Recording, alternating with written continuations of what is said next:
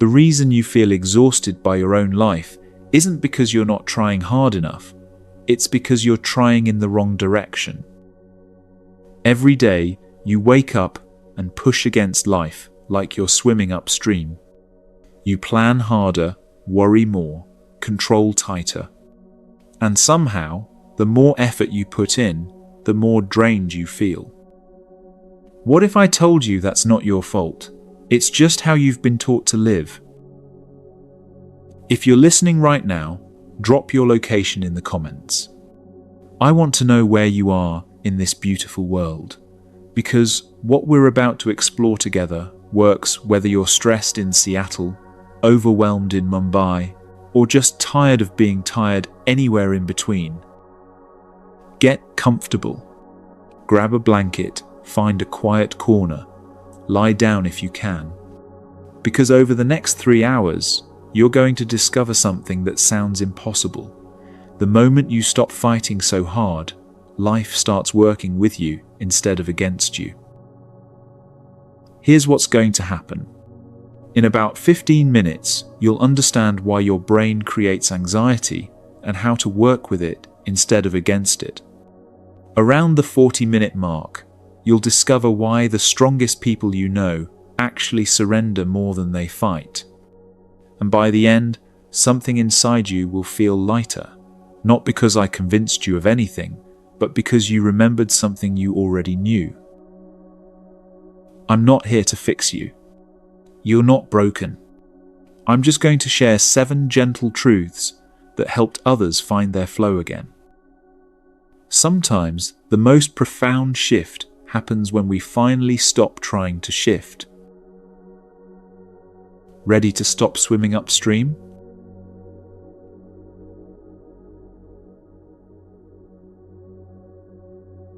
Let me tell you about Marcus. Marcus was the kind of gardener who checked his tomato plants 3 times a day. He'd wake up at dawn, rush outside, and inspect every leaf for signs of disease. He'd Google tomato plant problems at 2 in the morning. He installed a weather app that sent him hourly updates about potential storms. By midsummer, his garden was a disaster. Not because he didn't care, but because he cared so intensely that his plants never had a moment of peace. He'd overwater them one day, then panic and let them dry out the next. He'd move them around, searching for the perfect spot. His constant checking and adjusting created exactly the stressed environment his plants couldn't survive in. Meanwhile, his neighbor Janet, who watered her garden twice a week and trusted the process, harvested basketfuls of perfect vegetables. Now, you might be thinking, okay, but what does this have to do with my anxiety about my job interview next week? Everything. Your mind works exactly like Marcus's garden. Every thought you plant grows. Every worry you water becomes stronger. And the anxious checking, that constant mental scanning for what could go wrong, creates the very instability you're trying to prevent. Here's what most people don't realize about fear. It's not just an emotion you feel, it's a creative force. When you're deeply afraid of something, you unconsciously begin living as if it's already happening. Think about it. You're worried about losing your job, so you start acting differently at work. Maybe you second-guess yourself more. Maybe you avoid speaking up in meetings. Maybe you become so focused on not making mistakes that you stop taking the creative risks that actually make you valuable. Without realizing it, you've started watering the seeds of the very thing you fear. Or relationships. You're afraid your partner might leave, so fear whispers, better protect yourself. You start pulling back emotionally. You read extra meaning into their words. You create tests they don't even know they're taking. That fear-driven behavior, the very thing you thought would save the relationship starts creating the distance you were afraid of. This isn't some mystical concept. It's simple psychology. When we're afraid, we make decisions from that fear. We speak from that fear. We act from that fear. And those fear-based choices create fear-based results. There's an old Zen story about a man who was so afraid of his shadow that he tried to run away from it. The faster he ran, the faster his shadow followed. He ran until he collapsed from exhaustion, but still the shadow remained. If he had simply sat down under a tree, the shadow would have disappeared. This is exactly what happens when we try to outrun our fears. The more energy we put into avoiding what scares us, the larger it looms in our experience. But when we stop running, when we simply sit with our fear without feeding it, something remarkable happens. It loses its power to control us. I remember Sarah, a brilliant marketing director who came to me completely exhausted. She'd been convinced for months that her boss was planning to fire her. Every email felt like a potential termination notice. Every meeting felt like a performance review. So she started working longer hours, trying to prove herself. She stopped delegating because she needed to control every detail. She began second-guessing presentations she would have delivered confidently before. Within 3 months, her performance had actually declined, not because she was less capable, but because fear had hijacked her natural abilities. The irony? Her boss had been planning to promote her, but her sudden change in behavior, the anxiety, the over-controlling, the loss of her usual confidence, made him wonder if she was ready for more responsibility. Sarah had become like Marcus in his garden, so focused on preventing disaster that she created the very conditions for it. This is what Buddha meant when he taught that we are shaped by our thoughts. Not in some magical way, but in the most practical way imaginable. Our thoughts influence our emotions influence our actions, and our actions create our reality. But here's the beautiful part, and this is where the garden metaphor becomes powerful. Just as Marcus could have chosen different seeds to plant, you can choose different thoughts to nurture. Your mind is like the most fertile soil on earth. It doesn't judge what you plant there. It will grow fear just as readily as it will grow peace. It will cultivate anxiety just as eagerly as it will cultivate confidence. The soil doesn't have a preference, but you, the gardener, get to choose. Now, I'm not talking about positive thinking or pretending everything is perfect. That's like planting flowers and pretending weeds don't exist. The weeds will still grow. What I'm talking about is becoming aware of what you're actually planting. Most of us are unconscious gardeners.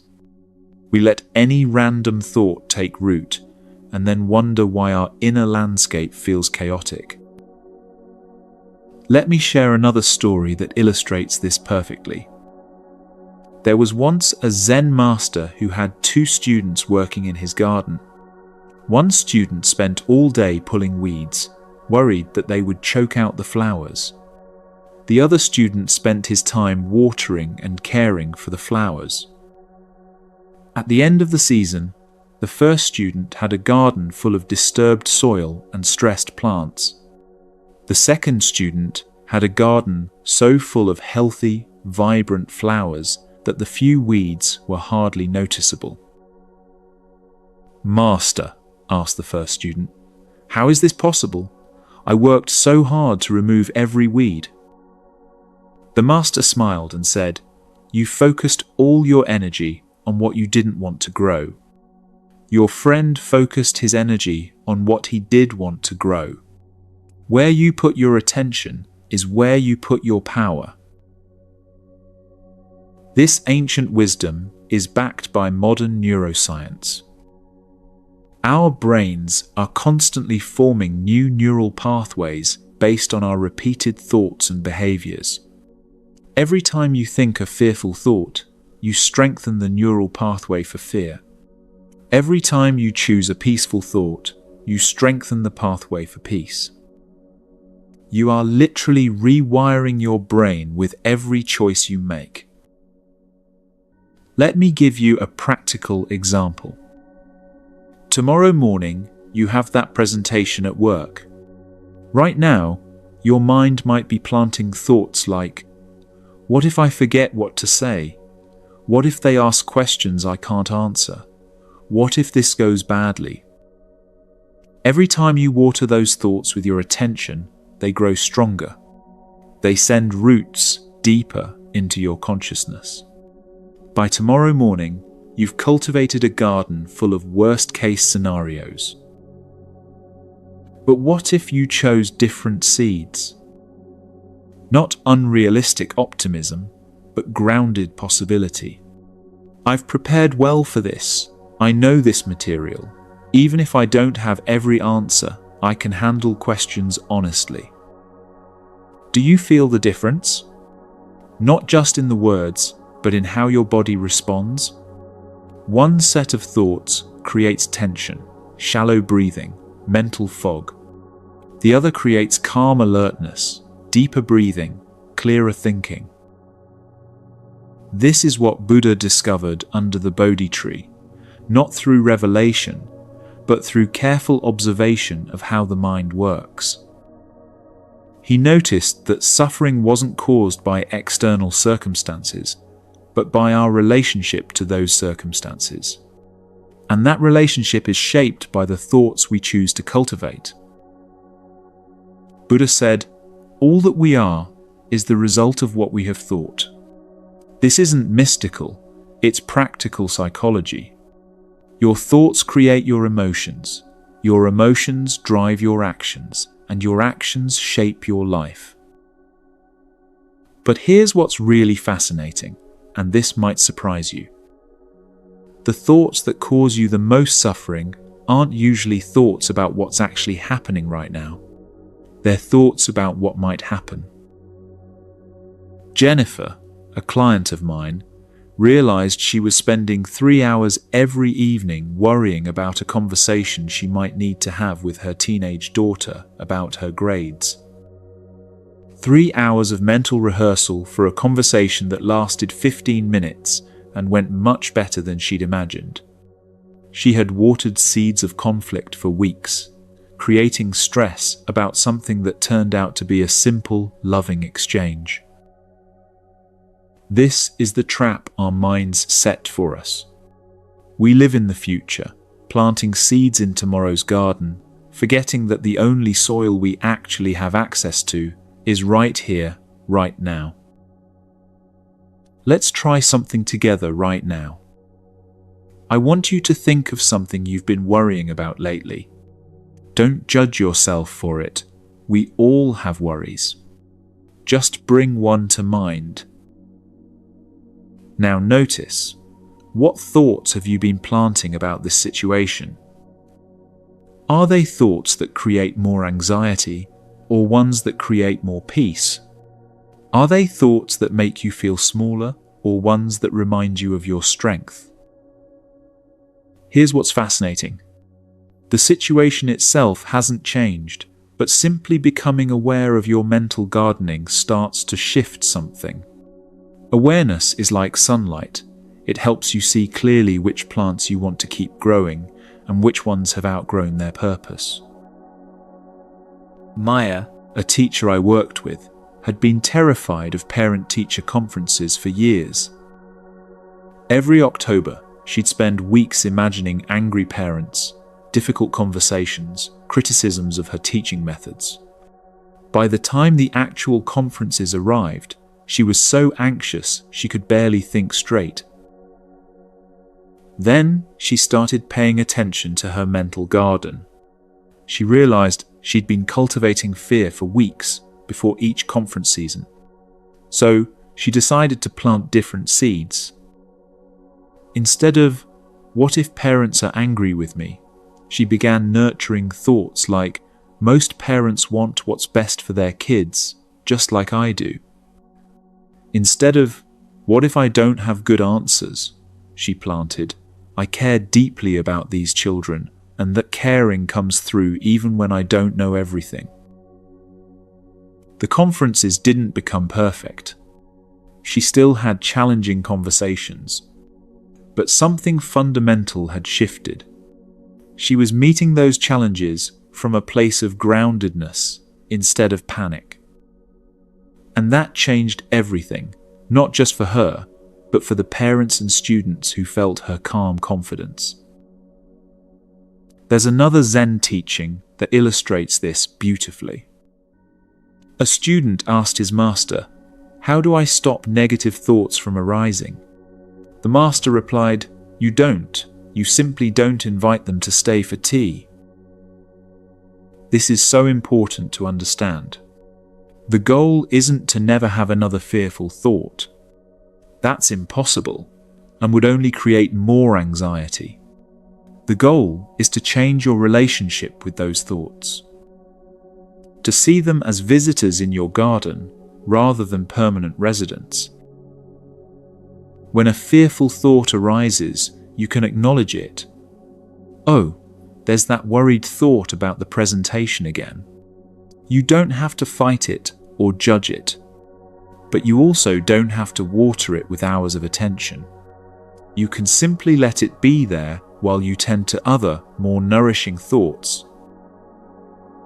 This is what Buddha called mindfulness, not the ability to stop thinking, but the ability to observe your thoughts without being controlled by them. It's the difference between being caught in a storm and watching clouds pass through the sky. I want to share something that might change how you see your own struggles. Every single person listening to this right now has been an unconscious gardener at some point. You've planted seeds of worry, watered them with attention, and then wondered why your inner landscape felt chaotic. This isn't a character flaw, it's human nature. We were never taught how to be conscious gardeners of our own minds. But now you're learning. And the beautiful thing about mental gardening is that it's never too late to start over. The soil of your mind is always ready for new seeds. Here's a gentle practice you can try. For the next week, simply notice what you're planting. When you catch yourself in worry, ask, "What seed am I watering right now?" You don't have to immediately change anything. Just notice. Awareness is the first step toward conscious choice. Remember David, who was convinced his small business was going to fail. For months, he planted thoughts of scarcity, competition, and inevitable failure. His worry consumed so much mental energy that he stopped seeing opportunities, stopped networking, stopped innovating. His business struggled not because the market was bad, but because his fearful mindset had paralyzed his natural entrepreneurial instincts. When David began paying attention to his mental garden, he realized he'd been his own worst competitor. He started planting different seeds: gratitude for his loyal customers, excitement about solving problems, trust in his ability to adapt. His business didn't transform overnight, but his energy and creativity returned. And with that shift in inner climate, new possibilities began to emerge. This is the first sacred truth. You are always planting something in the garden of your mind. The question isn't whether your thoughts have power. They do. The question is whether you're choosing that power consciously or letting it run wild. Buddha taught that the mind is like a monkey, jumping from branch to branch, never still, always chattering. But even the most restless monkey can be trained with patience and kindness. Not through force, but through gentle, consistent guidance. So, how do you become a conscious gardener of your own mind? First, simply notice. Throughout your day, catch yourself in the act of thinking. What seeds are you planting right now? Are they seeds of worry or seeds of trust? Seeds of scarcity or seeds of abundance? Seeds of judgment or seeds of compassion? Second, remember that you always have a choice. Even in the middle of a worry spiral, you can pause and ask, is this thought helping me grow something beautiful, or is it just growing more fear? Third, be patient with yourself. Marcus didn't ruin his garden in one day, and he couldn't fix it overnight either. Mental gardening is a gentle practice, not a forced transformation. And fourth, this might be the most important, start small. You don't have to transform your entire mental landscape at once.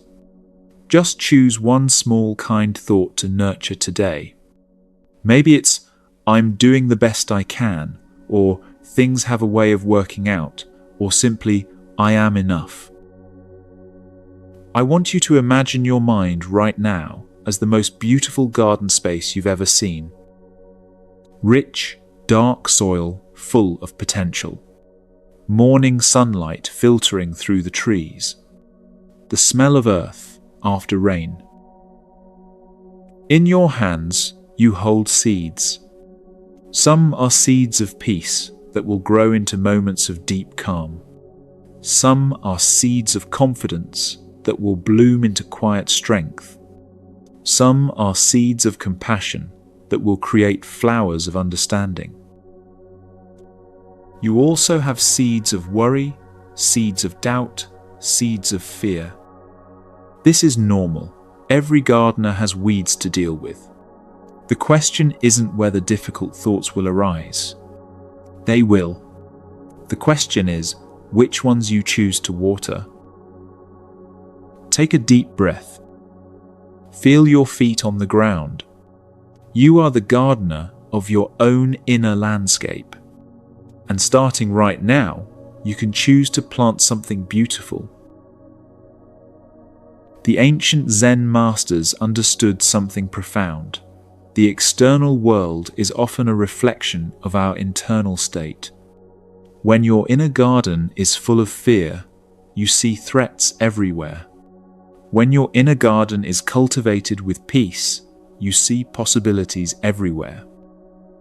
This isn't about positive thinking, it's about clear seeing. As Buddha said, what you think, you become. What you feel, you attract. What you imagine, you create. Every moment is a chance to choose what kind of gardener you want to be. But here's what I haven't told you yet. Something that will challenge everything you've been taught about what it means to be strong. It's about why the most powerful people you know aren't the ones who fight the hardest, but the ones who know when to stop fighting altogether. That's what we're going to discover next.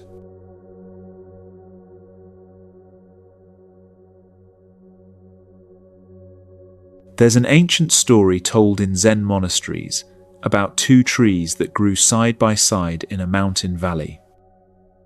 The first was a mighty oak, thick and powerful, its roots deep and its trunk unyielding.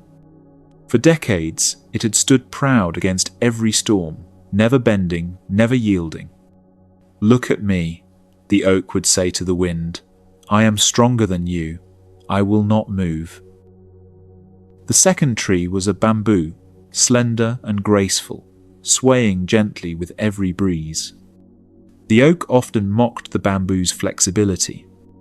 "You have no strength," the oak would say. "You bend to everything. You have no backbone." One night, A fierce typhoon swept through the valley. Winds howled at speeds that could tear buildings apart. Rain fell in sheets so thick you couldn't see 3 feet ahead.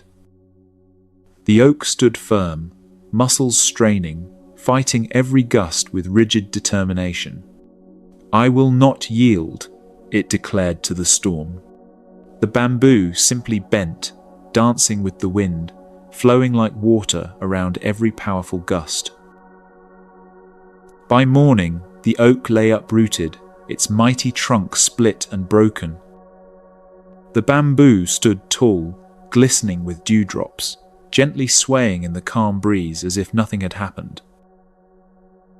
This story isn't just ancient wisdom, it's a perfect metaphor for how we approach the storms in our own lives. And here's what might surprise you. Everything you've been taught about strength is probably backwards.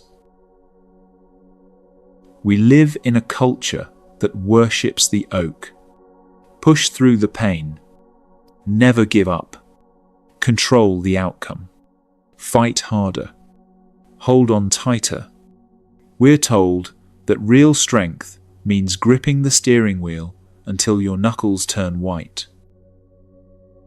But what if real strength is knowing when to let go of the wheel and trust the road? There's another Zen teaching story about a master swordsman who was challenged by a younger, more aggressive fighter. The young warrior came at the master with tremendous force, expecting to overwhelm him with power and speed. But the master simply stepped aside, redirected the young man's energy, and let his opponent's own force defeat him. "How did you defeat me so easily?" the young warrior asked, humbled and confused. The master replied, "I didn't defeat you. I simply got out of the way and let your rigidity defeat itself. True strength knows when not to fight." This wisdom appears throughout Zen literature. The understanding that sometimes the most powerful action is non-action, the most effective response is no response, the strongest position is the most flexible one. Consider Michael, a successful lawyer who scheduled his life in 15-minute increments. He controlled his diet, his exercise, his career trajectory, even his social interactions. Everything had to go according to plan. When Michael's wife was diagnosed with cancer, he approached it like everything else in his life, with rigid control. He researched every treatment option, created spreadsheets comparing success rates, managed every aspect of her care. He worked longer hours to pay for the best specialists, scheduled his sleep to maximize his efficiency. For months, Michael held himself together through sheer force of will. He was the oak, standing firm against the storm of uncertainty. But storms don't care about your strength. They just keep blowing. The breaking point came on a Tuesday afternoon. Michael was in his office, trying to coordinate 3 different doctor appointments while preparing for a major case, when his wife called to say her latest test results weren't good. That's when something inside him snapped. Not broke, snapped into a different position. Like a bone that had been held rigid for so long that the only way to heal was to reset completely. Michael walked out of his office, drove home, and simply held his wife. No planning, no researching, no controlling. Just being present with what was actually happening. For the first time in months, he surrendered to the moment instead of fighting it. It was the strangest thing, Michael later reflected. Letting go didn't make me feel weaker. It made me feel stronger than I had in months. Not strong like I was fighting something, but strong like I was supported by something. This echoes a famous Zen story about 2 monks traveling together who came to a muddy river where a young woman was stranded. The first monk immediately picked her up, and carried her across, then set her down and continued walking. The second monk was scandalized. Their order forbade touching women. For hours, the second monk stewed in judgment and anger. Finally, he could contain himself no longer. "How could you touch that woman?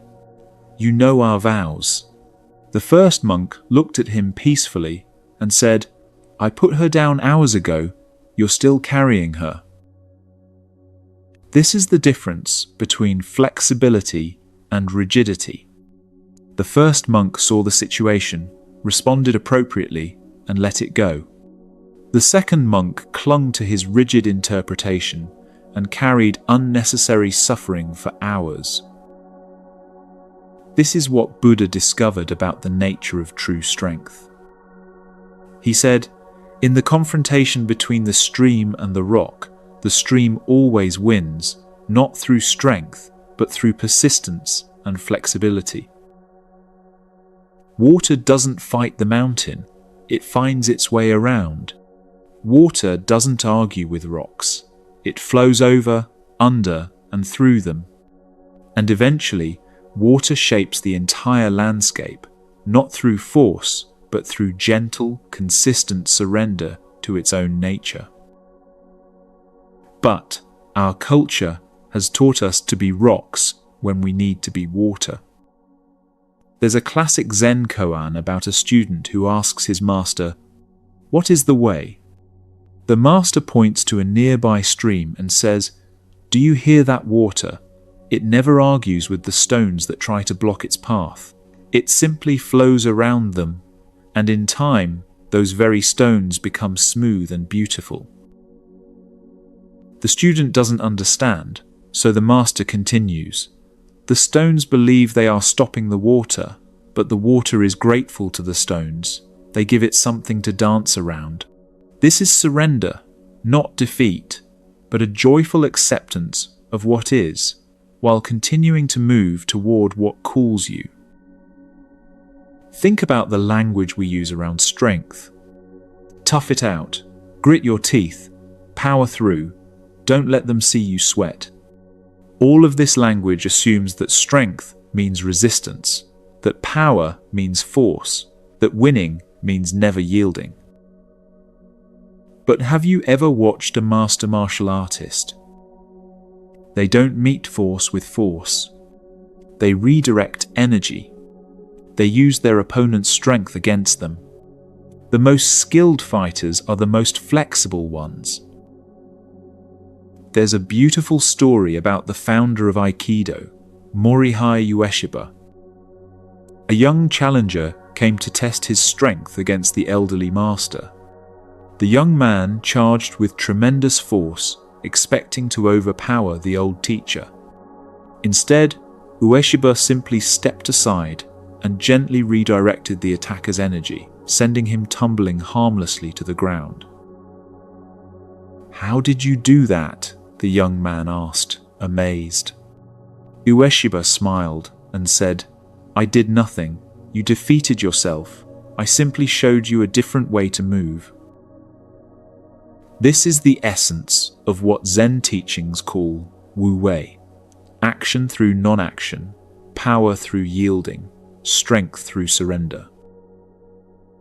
Or think about the strongest relationships you know. Are they the ones where both people are rigid, never compromising? Or are they the ones where both people can bend, adapt, and flow around each other's edges? Sandra learned this when her teenage son started struggling with depression. Her first instinct was to fix it, find the right therapist, create structure, push him to get better.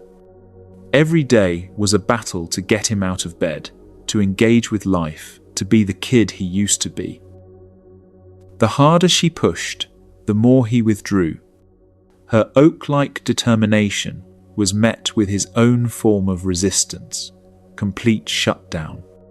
The house became a battlefield where love looked like constant struggle. Then, Sandra's therapist asked her a question that changed everything.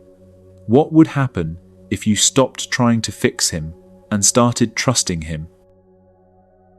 This question reminded Sandra of a Zen story about a gardener who was so eager for his flowers to bloom that he would go out each morning and try to pry open the buds with his fingers. Each day, the flowers would wilt and die.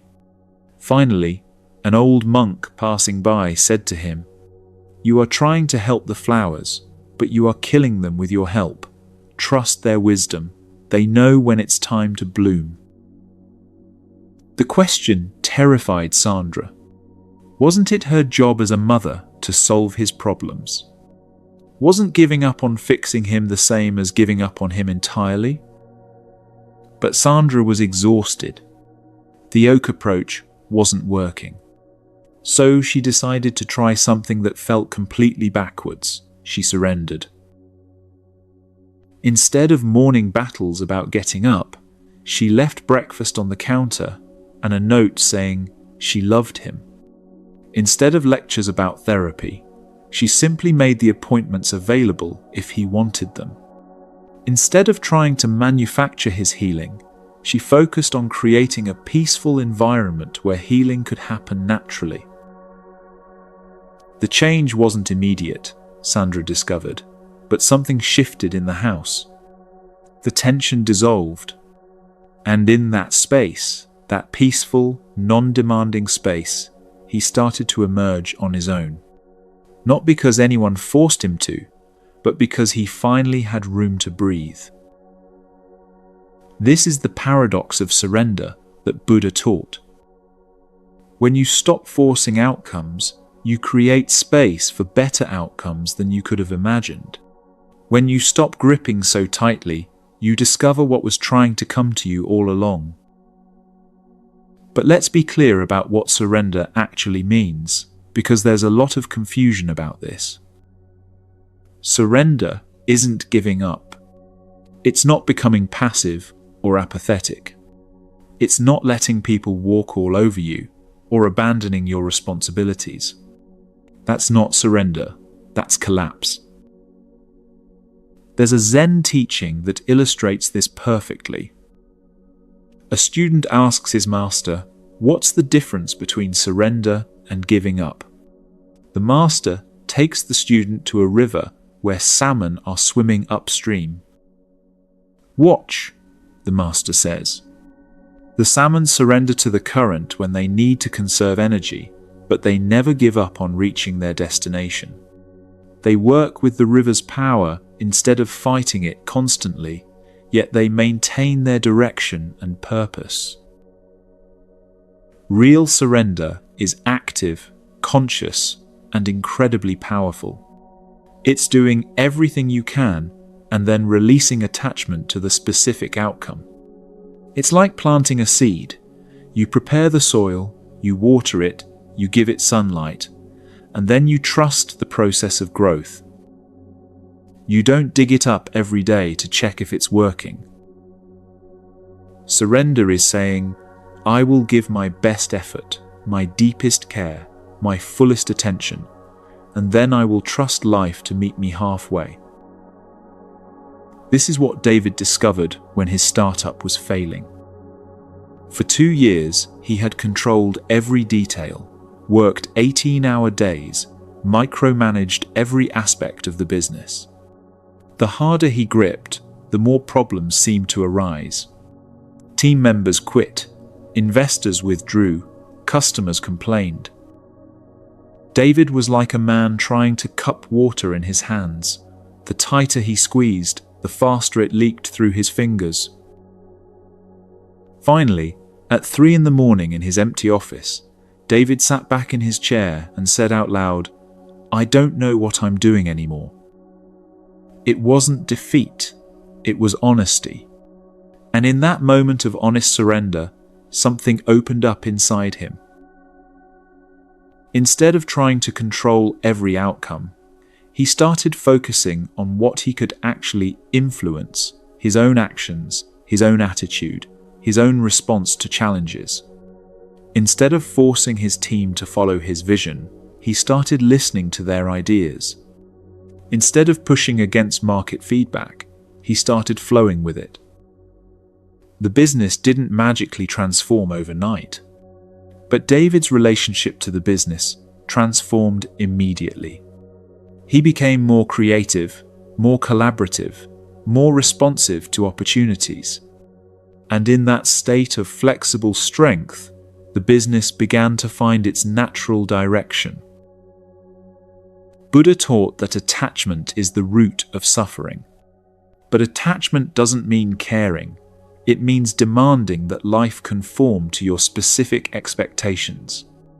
It's the difference between loving someone and needing them to be exactly who you want them to be. When you surrender attachment, you don't stop caring. You care more deeply, but with open hands instead of clenched fists. You love more fully, but without conditions. You work more effectively, but without being enslaved by results.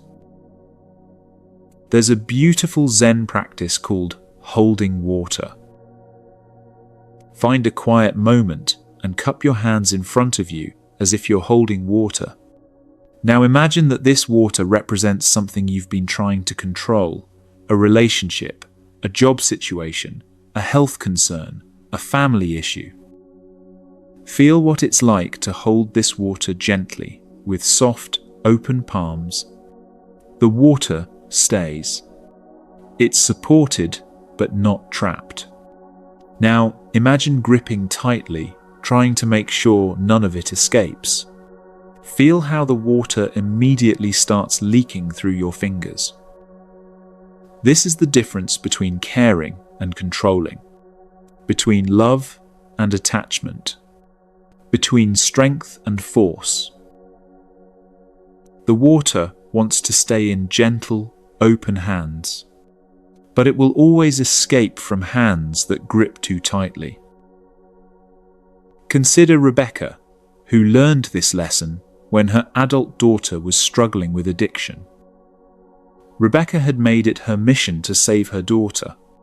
She paid for rehab programs, staged interventions, called employers to explain absences, cleaned up legal messes. For 3 years, Rebecca poured every ounce of her energy into controlling her daughter's recovery. She researched every treatment center, monitored every phone call, tried to manage every aspect of her daughter's life. She was so busy trying to force healing that she forgot to simply love. The relationship became a battlefield. Every conversation was about sobriety.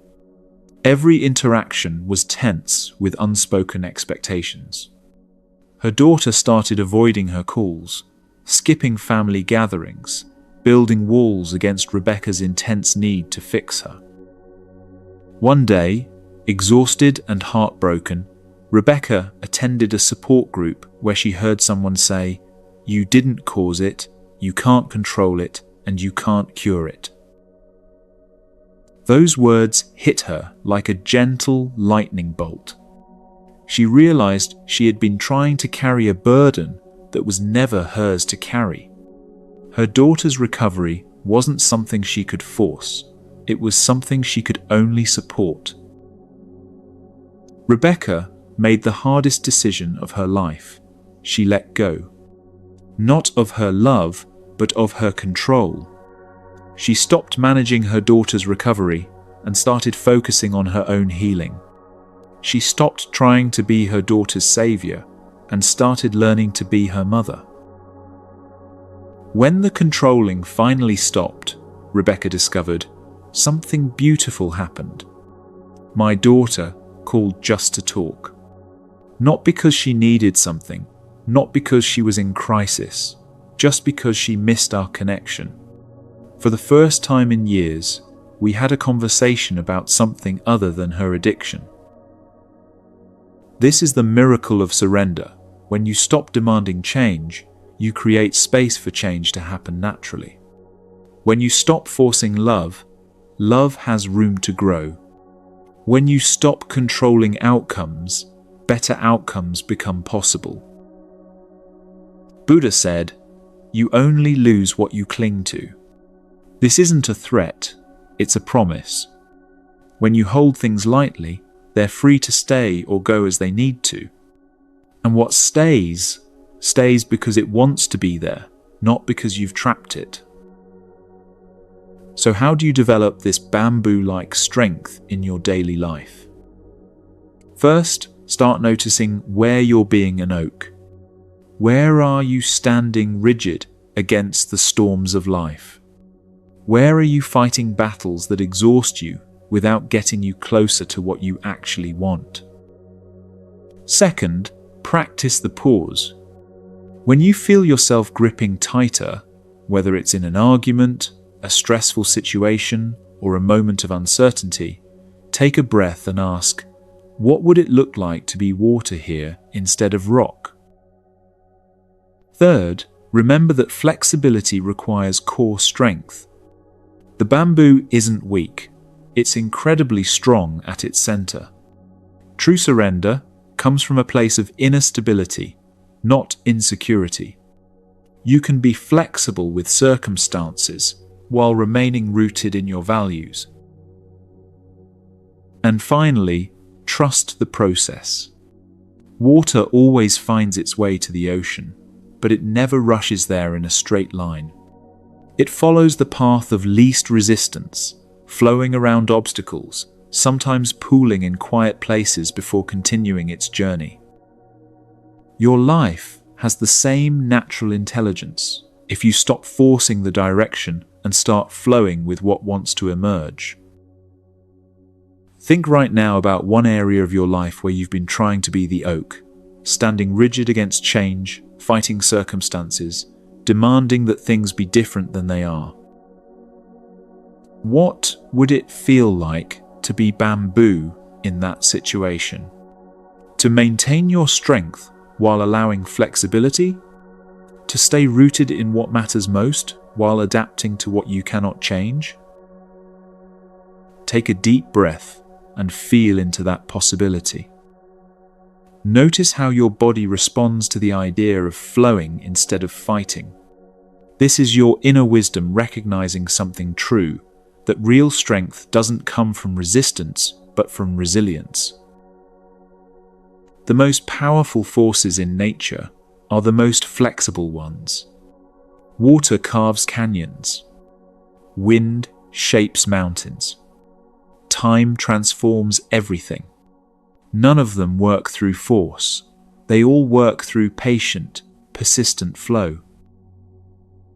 You have that same power within you. The power to shape your world, not through force, but through the gentle, persistent strength of surrender. The wisdom to know when to stand firm and when to bend. The courage to let go of what you cannot control so you can focus your energy on what you can influence. This is the second sacred truth. True strength lives in surrender. Not the surrender of defeat, but the surrender of trust. Not the weakness of giving up, but the power of letting go. Not the collapse of the oak, but the elegant resilience of the bamboo. But here's something that might completely change how you understand your own anxiety, and it has to do with where your mind spends most of its time. Because while your body is here in this moment, your thoughts are probably somewhere else entirely. And that's where your suffering actually lives. Let's explore that mystery next.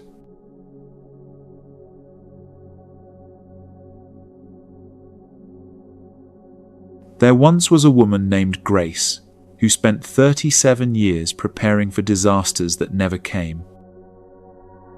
Every morning, Grace would wake up and immediately begin her mental rehearsal of everything that could go wrong that day. What if the presentation at work went badly? What if her daughter got into an accident driving to school? What if the strange noise the car was making meant an expensive repair? What if? What if? What if?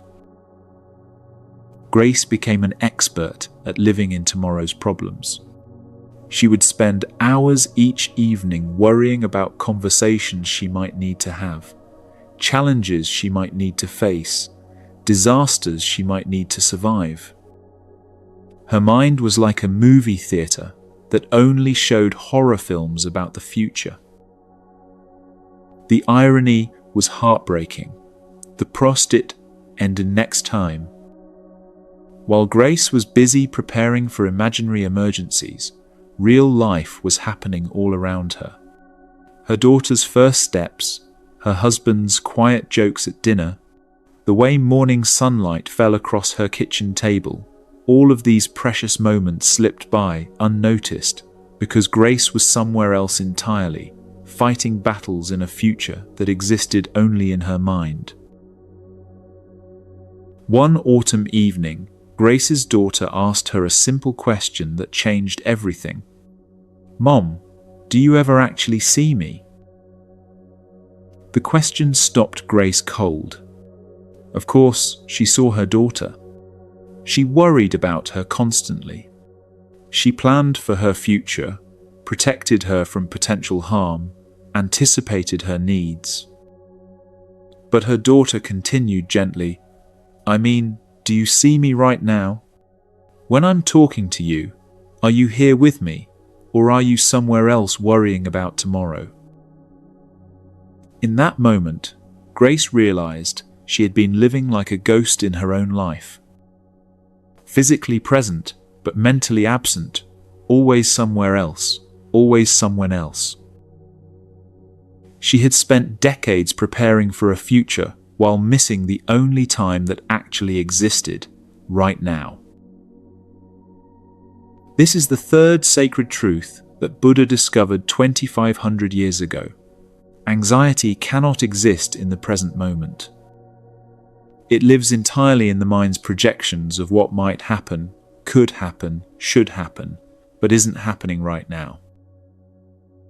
Think about it. When you feel anxious, where is your mind? It's racing ahead, building stories, spinning scenarios, dragging you into a world that doesn't yet exist. A world of what-ifs and maybes, of imagined conversations and potential disasters. But here's what's remarkable. While your mind is time-traveling to tomorrow's troubles, your body remains anchored in this moment. Your breath is happening now. Your heartbeat is happening now. Your feet are touching the ground now. The only place life truly exists is right here, right now. There's an ancient Zen story about a monk who was walking through a forest when he encountered a tiger. The tiger began chasing him, and the monk ran until he came to the edge of a cliff. With no other choice, he grabbed a vine and began lowering himself down the cliff face. As he hung there, the monk looked up and saw the tiger prowling at the top of the cliff. He looked down and saw another tiger waiting at the bottom. Then he noticed two mice, one black and one white, gnawing at the vine that held him. In that moment of complete peril, the monk noticed a wild strawberry growing from the cliff face. He reached over, plucked it, and ate it. It was the sweetest thing he had ever tasted. This story isn't about ignoring danger or being reckless. It's about the profound peace that comes from being fully present, even in difficult circumstances. The monk could have spent his time worrying about the tigers above and below, or the mice gnawing at his lifeline. Instead, he found the sweetness available in that exact moment. Most of us live our lives like Grace did, so focused on the tigers we imagine might be coming that we miss the strawberries right in front of us. Our minds are incredible time machines. They can transport us instantly to any moment in the past or future. But here's what no one tells you. This amazing ability is also the source of most of our suffering. Because when your mind travels to tomorrow, it usually doesn't pack a suitcase full of good possibilities. It packs anxiety, worry, and fear. Buddha observed this pattern with remarkable clarity. He noticed that people suffer far more in their imagination than they do in reality. We create elaborate mental movies of future disasters, then experience all the emotions as if these imagined events were actually happening. Consider how much time you spend each day worrying about things that haven't happened yet. That difficult conversation you might need to have with your boss. The health scare that a minor symptom might represent. The financial problems that could arise if certain things go wrong. The relationship challenges that might emerge if your partner's mood means what you think it means. Now, consider this. How many of your past worries actually came true exactly as you imagined them? How many of the disasters you prepared for actually happened? And of those that did occur, how many were as catastrophic as your mind predicted? There's another beautiful Zen teaching about a student who came to his master in great distress. "Master," the student said, "I'm constantly worried about my future. I can't sleep, I can't concentrate, I can't find peace." The master handed him a heavy stone and said, "Carry this with you everywhere you go today. Don't put it down." By evening, the student was exhausted. His arms ached, his back hurt, and he could barely function with the weight of the stone. "Master," he said, "this stone is so heavy, it's making everything impossible." The master smiled and said, "That stone weighs the same whether you carry it for 5 minutes or 5 hours. The pain you feel isn't from the weight of the stone, it's from how long you've been carrying it." Your worries about the future are the same. They don't become heavier over time, but carrying them constantly exhausts you. "But how do I put down my worries?" the student asked. "The same way you put down the stone," the master replied. "You simply let go." This is the essence of mindfulness, not the buzzword version that's been commercialized, but the actual practice that Buddha taught. It's the gentle art of returning to now. Not forcing yourself to stay present, but noticing when you've wandered into tomorrow's troubles and kindly guiding your attention back home. Jennifer discovered this when she realized she was spending 3 hours every evening mentally rehearsing a conversation she might need to have with her teenage daughter about her grades. 3 hours of imagined conflict, practiced arguments, anticipated resistance, all for a conversation that, when it actually happened, lasted 15 minutes and went far better than she'd feared. "I was living in a completely different reality," Jennifer reflected. "I was having fights that weren't happening with a person who wasn't even upset. I was solving problems that didn't exist while missing the chance to simply enjoy my daughter's company." This is what Buddha meant when he said that most of our suffering exists between our ears. The present moment rarely contains the drama our minds create about it. Right now, as you listen to these words, you are probably okay. You are breathing. Your heart is beating. You are here, you are alive, and in this moment, you are safe. But the mind is like a restless child on a long car trip, constantly asking, "Are we there yet? What if we get lost? What if we run out of gas?" It can't simply enjoy the journey. It's always worried about the destination. There's a profound Zen teaching that says, you are perfect as you are, and you could use a little improvement. This isn't a contradiction. It's pointing to the truth that this moment is complete exactly as it is, while also acknowledging that growth and change are natural. But you can't improve a moment you're not actually present for. The practice of returning to now doesn't require special techniques or years of meditation training. It's as simple as noticing where your mind has wandered and gently bringing it back. Like calling a beloved pet who has wandered too far from home, not with punishment, but with kindness. Here's a gentle practice you can try right now. Notice 5 things you can see in your immediate environment. Really see them, not just glance at them. Notice their colors, textures, the way light falls on them. Now notice 4 things you can hear. Maybe it's the sound of your own breathing, or traffic in the distance, or the hum of electronics. Don't judge the sounds as good or bad, just notice them. Notice 3 things you can feel. The temperature of the air on your skin, the texture of your clothes, the weight of your body, where you're sitting or lying. Notice 2 things you can smell. Even if you think you can't smell anything, breathe deeply and see what's there. Notice 1 thing you can taste. Maybe it's just the taste of your own mouth or lingering flavors from something you drank earlier. This simple practice, 5, 4, 3, 2, 1, brings you fully into your senses, which are always operating in the present moment. Your eyes can't see yesterday. Your ears can't hear tomorrow. Your senses are perfect anchors to right now. Buddha taught that the present moment is the only place where life actually happens.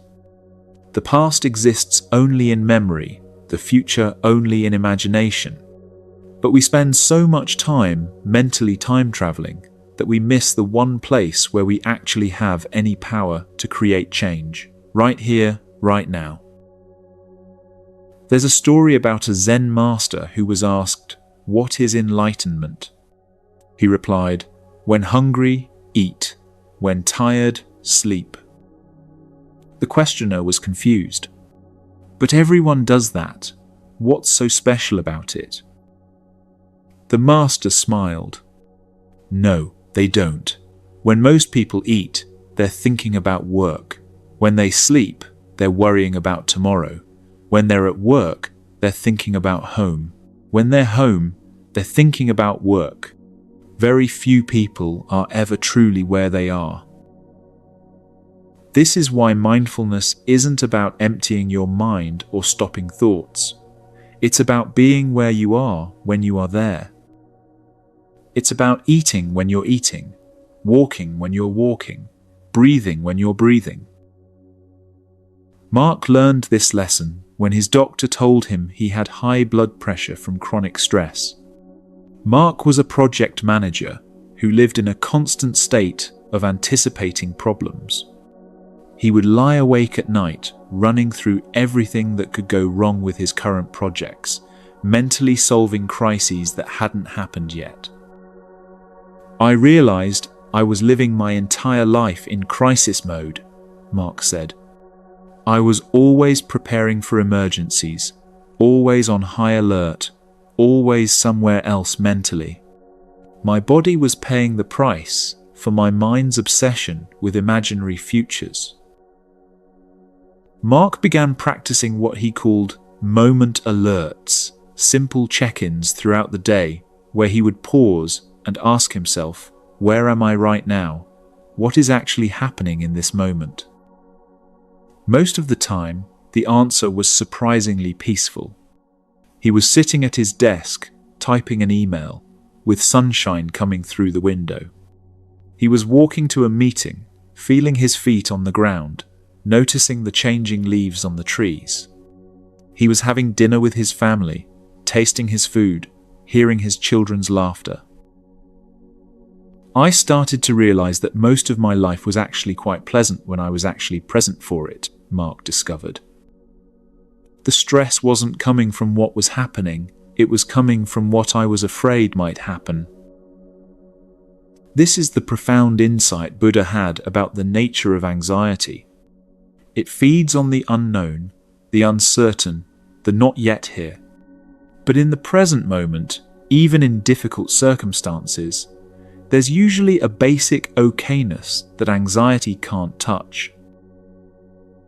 Right now, as you listen to this, notice, are you okay in this moment? Not next week when that deadline hits, not next month when that situation needs to be resolved, but right now. In this breath, in this heartbeat, in this immediate experience, are you fundamentally okay? Most people discover that the answer is yes. The present moment has a quality of basic safety that the mind's projections of the future rarely contain. This doesn't mean problems don't exist or challenges won't come. It means that right now, in this moment, you are breathing, you are alive, and you are here. Buddha said, "Do not dwell in the past. Do not dream of the future. Concentrate the mind on the present moment." This isn't about ignoring practical planning or learning from experience. It's about recognizing that worrying is not the same as planning, and that anxiety about the future doesn't actually prepare you for it. It just exhausts you in the present. There's a beautiful practice from Zen tradition called just sitting. It's remarkably simple. You sit quietly and just be present with whatever arises. Thoughts come and go like clouds in the sky. Emotions arise and pass like weather patterns. But you remain like the sky itself, spacious, aware, and fundamentally unchanged by whatever passes through. You don't need to sit on a cushion to practice this. You can practice just standing while waiting in line at the store. Just walking as you move from one place to another. Just breathing whenever you remember that you have breath. The key is gentleness. When you notice your mind has wandered into tomorrow's troubles or yesterday's regrets, don't scold yourself. Simply notice where you've gone and kindly return. Think of it like guiding a beloved friend back home with patience, understanding, and love. Lisa, a mother of 3, developed what she called red light meditation.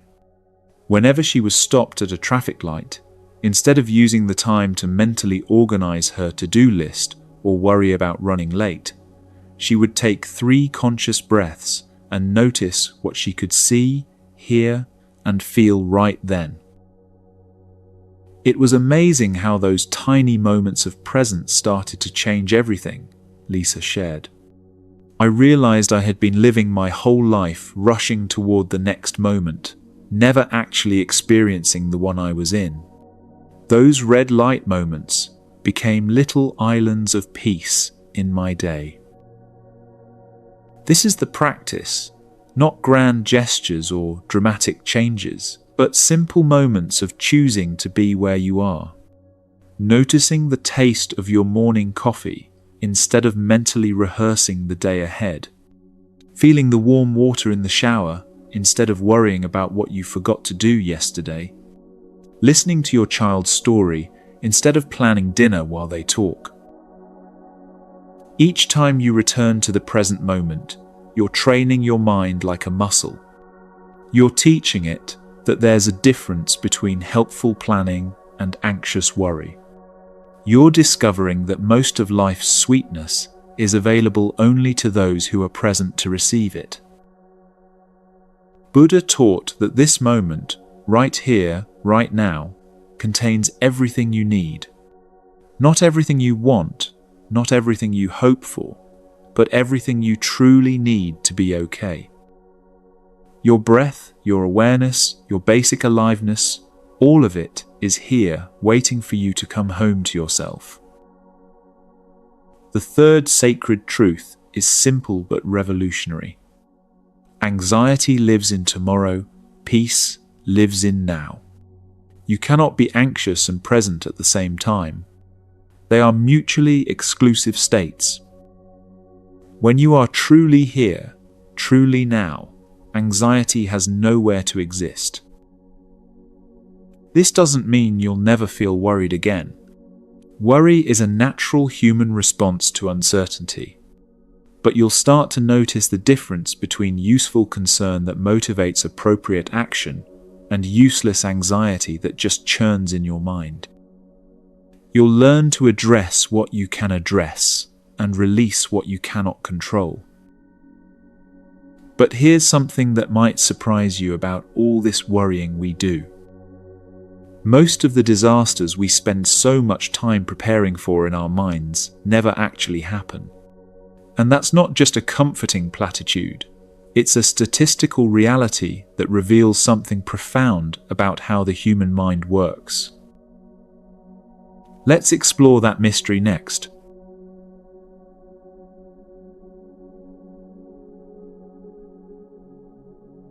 There once was a small mountain village where the elders told stories of a great flood that had devastated their ancestors centuries ago.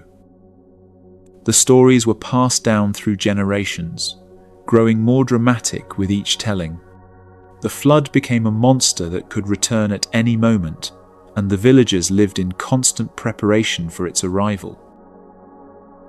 Every spring, when the mountain snow began to melt, the entire village would go into emergency mode.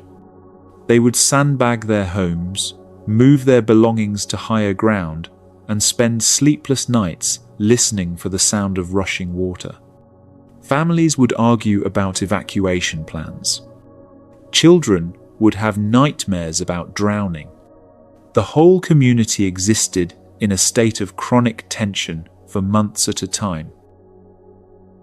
This went on for decades. Each year, the villagers would exhaust themselves, preparing for the disaster that never came. The river would rise a little with the spring melt, as rivers do, but it never even approached the levels that would constitute a real threat. Yet each year, they convinced themselves that this spring would be different. This would be the year the monster returned. One spring, a young engineer arrived in the village to study the watershed. She examined decades of river data, studied the terrain, and calculated water flow patterns. Her conclusion was startling. Given the current landscape and normal weather patterns, a flood of the magnitude the villagers feared was virtually impossible. The geography had changed since their ancestors' time. New forests upstream absorbed excess water. Natural channels had formed that redirected flow.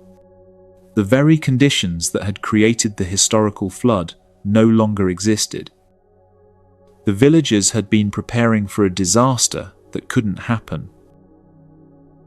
But when the engineer presented her findings, many villagers rejected them. "You don't understand," they said. "You haven't lived here your whole life. You don't know what we know. It's better to be prepared than sorry." They continued their anxious preparations, choosing familiar fear over unfamiliar peace. This village exists in countless forms in our modern world. We are all preparing for floods that will never come, fighting wars against enemies that exist only in our imagination, building defenses against threats that dissolved long ago. Buddha observed this pattern with remarkable clarity 2,500 years ago. He noticed that human beings spend enormous amounts of energy preparing for disasters that exist primarily in their minds. He called these mental formations the stories our minds create about reality that become more real to us than reality itself. There's a lesser-known Zen story about a monk who was terrified of tigers. Every night, he would lie awake, listening for the sound of prowling tigers outside his monastery. He carried a stick wherever he went, ready to defend himself. He developed elaborate plans for tiger encounters and memorized escape routes through the monastery grounds. His fellow monks grew concerned about his obsession. "Brother," one of them finally said, "there are no tigers in this region." There haven't been tigers here for over 100 years. But the frightened monk replied, "That's exactly what makes them so dangerous. No one expects them. That's when they'll strike." The abbot, hearing about this conversation, called the tiger-obsessed monk to his chambers. "Tell me about these tigers you fear," the abbot said gently. The monk described them in vivid detail: their size, their stealth, their ferocity, the sound of their breathing in the darkness. The abbot listened patiently, then asked a simple question. "Have you ever actually seen one of these tigers?" "Well, no," the monk admitted, "but I've heard them. I've sensed their presence." The abbot smiled compassionately. "My dear friend, you have created tigers so real in your mind that you can hear them, smell them, feel their presence. But they exist nowhere except in your thoughts. You are not afraid of tigers. You are afraid of your own imagination." This is the fourth sacred truth. Most of the storms we prepare for never arrive. Most of our fears are phantom fears, created by minds that have evolved to scan for danger, but haven't learned to distinguish between real threats and imaginary ones. Consider your own life for a moment. Think back over the past 5 years and remember all the things you worried about. The job you might lose, the relationship that might end, the health scare that might be serious, the financial problems that might overwhelm you. How many of those feared disasters actually materialized exactly as you imagined them? Most people discover that the vast majority of their worries never come to pass. And of those that do manifest in some form, they rarely unfold as catastrophically as the mind predicted. We are remarkably resilient creatures, far more capable of handling actual challenges than our anxious minds give us credit for. There's another Zen teaching story about a merchant who was traveling to a distant city with a valuable cargo. Along the way, he heard rumors of bandits who robbed travelers on the road ahead. The merchant became so frightened that he turned around and went home, abandoning his trading mission entirely. Years later, he learned that there had never been any bandits on that road. The rumors were started by a competitor who wanted to discourage trade. The merchant had lost not only potential profits, but also the opportunity to establish valuable relationships in that distant city. His fear of an imaginary threat had cost him very real opportunities. Buddha taught that our minds are like this merchant, often more afraid of imaginary dangers than attentive to actual possibilities. He called this the second arrow of suffering. The first arrow is what actually happens: loss, disappointment, challenge, change. The second arrow is the story we tell ourselves about what happened, and more often, what might happen next. The first arrow is inevitable. Life includes difficulty. But the second arrow is optional. We don't have to shoot ourselves with imaginary arrows while we're already dealing with real ones. Consider Sarah, who spent months in agony about a potential layoff at her company. Every day brought new waves of worry about losing her job, being unable to pay her mortgage, having to explain unemployment to her children. She lost sleep, developed stress-related health issues, and became irritable with her family. She was living the experience of being unemployed while still being employed. When the layoffs were finally announced, Sarah's position was eliminated. But instead of the catastrophe she had imagined, she discovered that her severance package was generous, the job market in her field was strong, and she actually found a better position within 6 weeks. She had suffered for months, anticipating a disaster that never occurred. I realized I had been living in a horror movie of my own creation, Sarah reflected. The actual experience of losing my job and finding a new one was far less traumatic than the months I spent imagining it would be. I had wasted so much energy fighting phantoms. This pattern is so common that Buddha developed specific teachings about what he called mental formations, the habitual ways our minds construct reality. These formations are like filters that shape what we see, feel, and experience. When our mental formations are dominated by fear, we see threats everywhere. When they're shaped by peace, we see opportunities. The mind that created tigers in the monastery is the same mind that sees catastrophe in every change, betrayal in every silence, rejection in every delayed response. It's not deliberately trying to make us miserable, it's trying to keep us safe. But it often can't tell the difference between actual danger and potential danger, between reasonable caution and paralyzing fear. There's a profound Zen story about a master who was known for his fearlessness. A student asked him, "Master, aren't you afraid of anything?" The master replied, "I'm afraid of many things, but I've learned to distinguish between the tigers that are actually in the room and the tigers that are only in my mind." "How can you tell the difference?" the student asked. The master smiled. "The real tigers require action. The imaginary tigers require only understanding." This is the key to working with phantom fears, learning to distinguish between threats that require action and fears that require only understanding. When you feel afraid, pause and ask yourself, is this tiger real or is this tiger imaginary?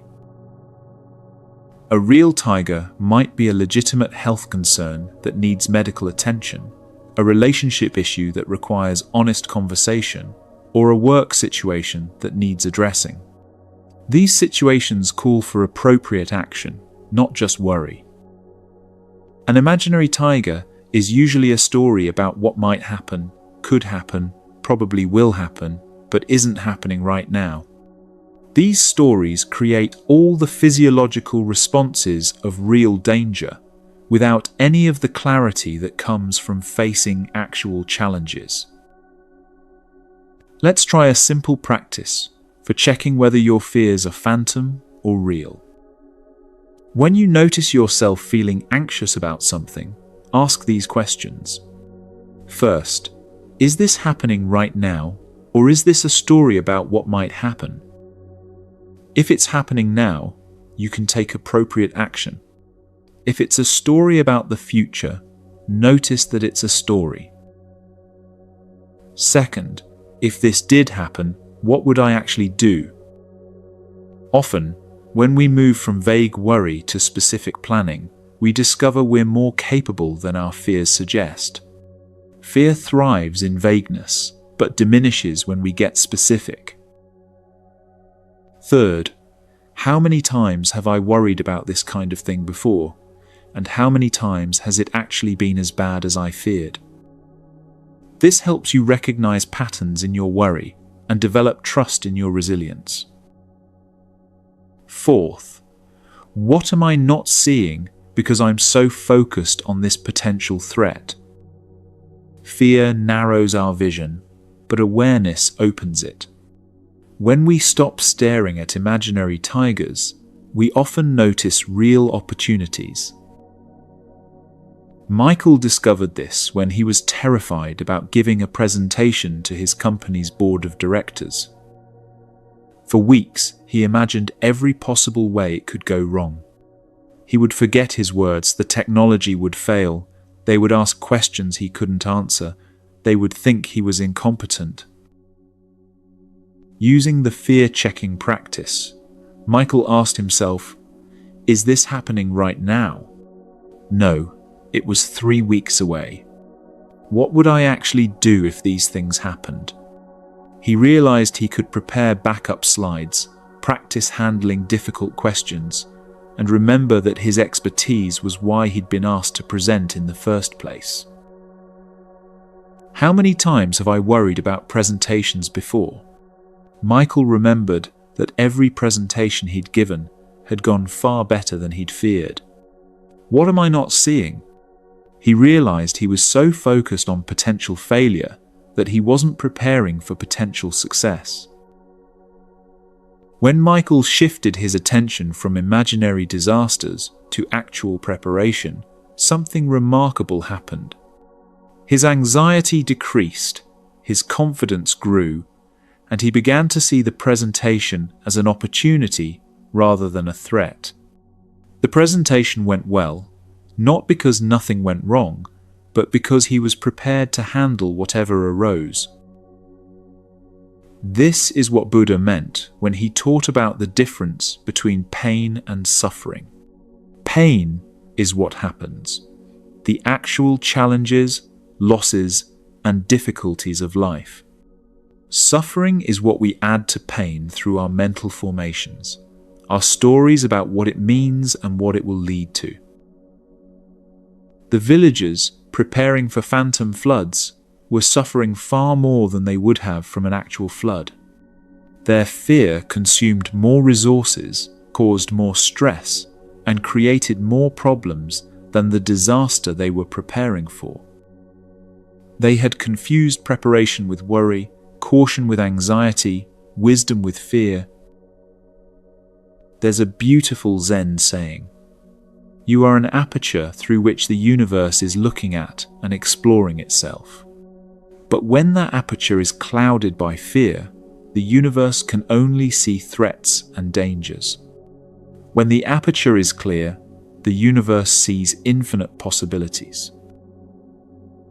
Buddha taught that most of our suffering comes not from what is, but from what we think is, what we fear is, what we imagine is. He called these mental formations the clouds that obscure the clear sky of awareness. The sky is always clear and spacious, but we can become so focused on the clouds that we forget the sky exists. This doesn't mean being naive or unprepared. It means distinguishing between reasonable preparation and anxious obsession. It means responding to what is rather than reacting to what might be. It means trusting your ability to handle whatever comes while not borrowing trouble from an imaginary future. Jessica learned this when she was diagnosed with a condition that required regular monitoring. Her mind immediately went to worst-case scenarios: cancer spreading, treatments failing, leaving her children motherless. She spent weeks in a state of anticipatory grief for a future that existed only in her imagination. Then, Jessica's doctor gave her actual statistics about her condition. The vast majority of people with her diagnosis lived normal, healthy lives with proper monitoring. The treatments were highly effective. The condition was manageable, not terminal. I realized I had been living in a completely different reality than what was actually happening, Jessica said. I had created a tragic story about my future that had no basis in medical facts. I was grieving for a death that probably wouldn't happen for decades, if at all. This is the insidious nature of phantom fears. They feel completely real because fear is real, even when its object is imaginary. Your body doesn't know the difference between an actual tiger and an imagined one. It responds with the same flood of stress hormones, the same fight or flight activation, the same sense of urgency and dread. But your mind can learn to make this distinction. Through practice, you can develop what Buddha called right understanding, the ability to see clearly what is actually happening versus what you fear might happen. The practice is gentle but revolutionary. When you catch your mind creating phantom tigers, you don't fight or suppress the fear. You simply recognize it with compassion. Ah, there's my mind trying to protect me by imagining dangers. Thank you, mind, for caring about my well-being. Now, let's look at what's actually here. This recognition doesn't eliminate appropriate caution or planning. It eliminates the exhausting mental rehearsal of disasters that will probably never occur. It frees up tremendous amounts of energy that can be used for creating, connecting, enjoying, and responding skillfully to what actually needs attention. There's another Zen story about a farmer whose horse ran away. His neighbors said, "How terrible, what bad luck." The farmer replied, "Maybe." The next day, the horse returned with 3 wild horses. The neighbors said, "How wonderful, what good luck." The farmer replied, "Maybe." The day after, the farmer's son was thrown from one of the wild horses and broke his leg. "How terrible," the neighbors said. "Maybe," said the farmer. The following week, military officials came to draft young men for war, but they passed over the farmer's son because of his broken leg. "How fortunate," the neighbors exclaimed. "Maybe," said the farmer. This story illustrates the profound futility of predicting whether events will ultimately be good or bad. Life is far too complex, interconnected, and surprising for our limited perspectives to accurately forecast outcomes. What we fear as disaster often leads to unexpected opportunities. What we celebrate as good fortune sometimes brings unforeseen challenges. The farmer's wisdom wasn't indifference, it was presence. He responded appropriately to each situation as it arose without wasting energy on stories about what it all meant or where it would lead. He lived in reality rather than in his projections about reality. This is the 4th sacred truth. Most storms never arrive. Most of our fears are phantom fears, created by minds that mean well but see danger where none exists. When we learn to distinguish between real tigers and imaginary ones, we stop fighting battles against enemies that exist only in our thoughts. But here's what's really fascinating about this need to prepare for disasters that don't come. It often masks something deeper, a fundamental struggle with the fact that life is uncertain and we cannot control outcomes no matter how much we plan or worry. And that brings us to perhaps the most challenging truth of all. Let's explore that next.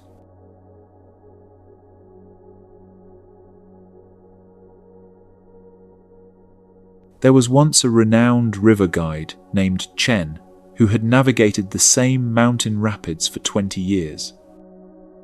He knew every rock, every current, every hidden danger along the treacherous route. Tourists would pay handsomely for his expertise, trusting their lives to his skill and experience. Chen prided himself on controlling every aspect of the journey. He would study weather patterns days in advance, check and recheck his equipment, brief his passengers on exactly when to paddle and when to hold still. His motto was simple: leave nothing to chance. One spring, the mountain snows melted faster than usual, and the river swelled beyond anything in Chen's experience. But Chen was confident in his ability to manage even these extreme conditions. He had always conquered the river before. This time would be no different. As they launched into the rapids, Chen fought the water with everything he had. He paddled against currents that were clearly stronger than his boat. He tried to force his raft through passages that the swollen river had made impassable. He barked commands at his passengers, demanding they paddle harder against forces beyond their control. The harder Chen fought, the more chaotic the journey became. His raft spun wildly, crashed into rocks, and took on water. His passengers, sensing his panic, began to panic themselves. What should have been an exhilarating ride became a terrifying battle against nature. Meanwhile, on the same river, a young guide named May was navigating her first season. She had studied Chen's techniques and admired his reputation, but when she saw the swollen rapids, she made a different choice. Instead of fighting the river's power, she decided to dance with it. May read the water's energy and moved with it rather than against it. When the current pushed her raft toward a rock, she used that momentum to slingshot around it. When the river wanted to take her left, she went left and found passages she had never seen before. She trusted the water's wisdom instead of imposing her own will. By the end of the day, Chen's group was battered, exhausted, and traumatized. They had survived, but barely, and several passengers demanded refunds. May's group, however, emerged exhilarated and transformed. They had experienced something magical, not the conquest of nature, but a harmonious dance with forces beyond their control. That night, Chen sat by the river, humbled and confused. "I've been guiding this river for 20 years, he said to himself. How did a novice handle what I could not? As if the river itself was answering, he watched the water flow effortlessly around rocks that had stopped his raft cold. The water never fought, it simply found the path of least resistance and followed it with complete trust. In that moment, Chen understood that he had been trying to control something that was meant to be partnered with. This story captures one of the most challenging truths about human nature. Our desperate need to control often blocks the very flow we're trying to direct. We mistake the steering wheel for the entire car, forgetting that the road, the weather, and the destination all play roles in where we end up. Buddha observed this pattern with profound clarity. He saw that human suffering often stems not from external circumstances, but from our resistance to those circumstances. Our need to control outcomes, manage other people's responses, and dictate life's timing creates more turbulence than the actual challenges we face. There's an ancient Zen story about a student who came to his master in great distress. "Master," he said, "I try so hard to control my thoughts, but they keep arising. I try to control my emotions, but they keep changing. I try to control my life, but it keeps surprising me. What am I doing wrong?" The master led him to a window overlooking a garden where the wind was blowing through the trees. "Do you see those trees trying to control the wind?" the master asked. "Of course not," the student replied. "That would be impossible." "And yet," the master observed, "notice how beautifully they dance with it. They bend without breaking, sway without falling, respond without resisting. This is the secret you're seeking, not control, but graceful response." The student was puzzled. "But surely I must have some control over my life. Otherwise, what's the point of effort or intention?" The master smiled. "You can choose the quality of your response to what arises, but you cannot choose what arises. You can plant seeds with care and attention, but you cannot force them to grow according to your timeline. You can offer love generously, but you cannot control whether it's received. The art is knowing where your power lies and where it doesn't. This distinction between influence and control is crucial. We have tremendous influence over our thoughts, our actions, our responses, and our growth. But we have very little control over outcomes, other people's choices, timing, or the countless variables that shape our experience. Consider Maria, a project manager who approached every aspect of her work and personal life like a military operation. She created detailed schedules for her family, color-coded calendars for every activity, and backup plans for her backup plans. Maria believed that thorough planning and careful control could prevent problems before they occurred. But life, as life tends to do, kept refusing to follow Maria's scripts. Her children would get sick on important days, traffic would delay crucial meetings, and unexpected opportunities would arise that didn't fit her predetermined timeline. The more rigidly she planned, the more stressed she became when reality deviated from her expectations. Maria's wake-up call came during her daughter's birthday party. She had planned every detail meticulously: decorations, games, food, even a minute-by-minute schedule.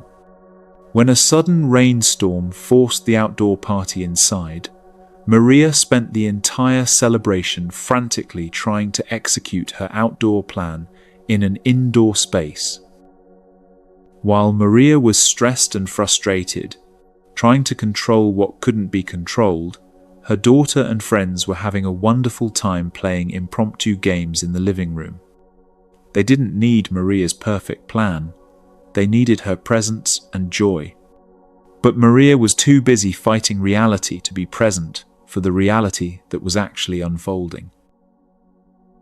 This is what Buddha meant when he taught that attachment is the root of suffering. Attachment, in Buddhist terms, isn't about caring or loving deeply. It's about clinging to specific outcomes, demanding that life conform to our expectations, and suffering when it doesn't. There's another Zen teaching story about a farmer who was so determined to grow the perfect crop that he would go out every night and tug on his seedlings to make them grow faster. Each morning, he would find his plants wilted and damaged. He couldn't understand why his intense care was killing what he loved most. A wise neighbor finally told him, "Your plants don't need your force, they need your faith. Plant good seeds, provide good conditions, and trust the process. Growth has its own timing that your worry cannot accelerate." This story illustrates the profound difference between effort and force, between care and control. Effort and care work with natural processes and timing. Force and control work against them. One nurtures growth, the other stunts it. But why do we grasp for control so desperately? Buddha taught that behind every need to control lies fear. Fear of loss, fear of pain, fear of uncertainty, fear of not being enough.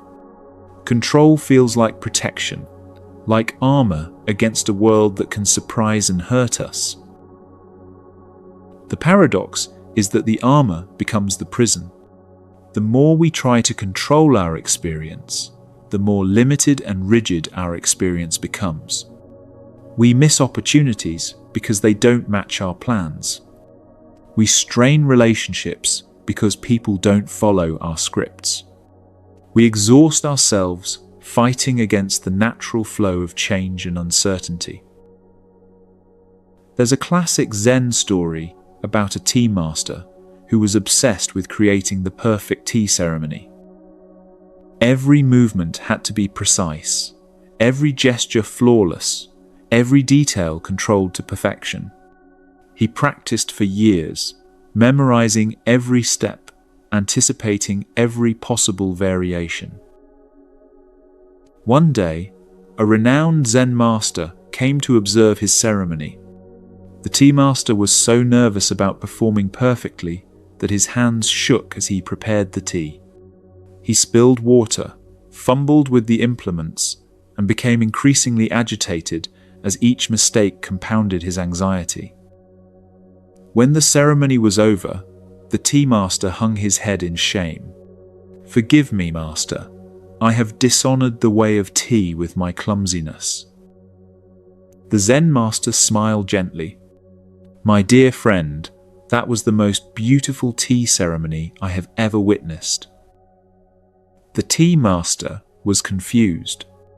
"But master, everything went wrong. I made so many mistakes." "Yes," the Zen master replied, "and in making those mistakes, you finally stopped trying to control the ceremony and allowed it to happen naturally. Your spilled water became part of the ritual's beauty. Your trembling hands showed the vulnerability that makes tea ceremony sacred. When you stopped forcing perfection, true perfection emerged." This story illustrates the profound truth that our attempts to control often prevent the very beauty and authenticity we're seeking. Perfection isn't found in controlling every variable. It's found in responding gracefully to whatever arises. Another Zen teaching tells of a master calligrapher who spent decades perfecting his brushstrokes. He could write the most elegant characters with precise, controlled movements. But his work, while technically perfect, lacked life and spontaneity. One day, while rushing to complete a commission, the master accidentally knocked over his inkstone. As ink splattered across his paper, instead of starting over in frustration, something inside him shifted.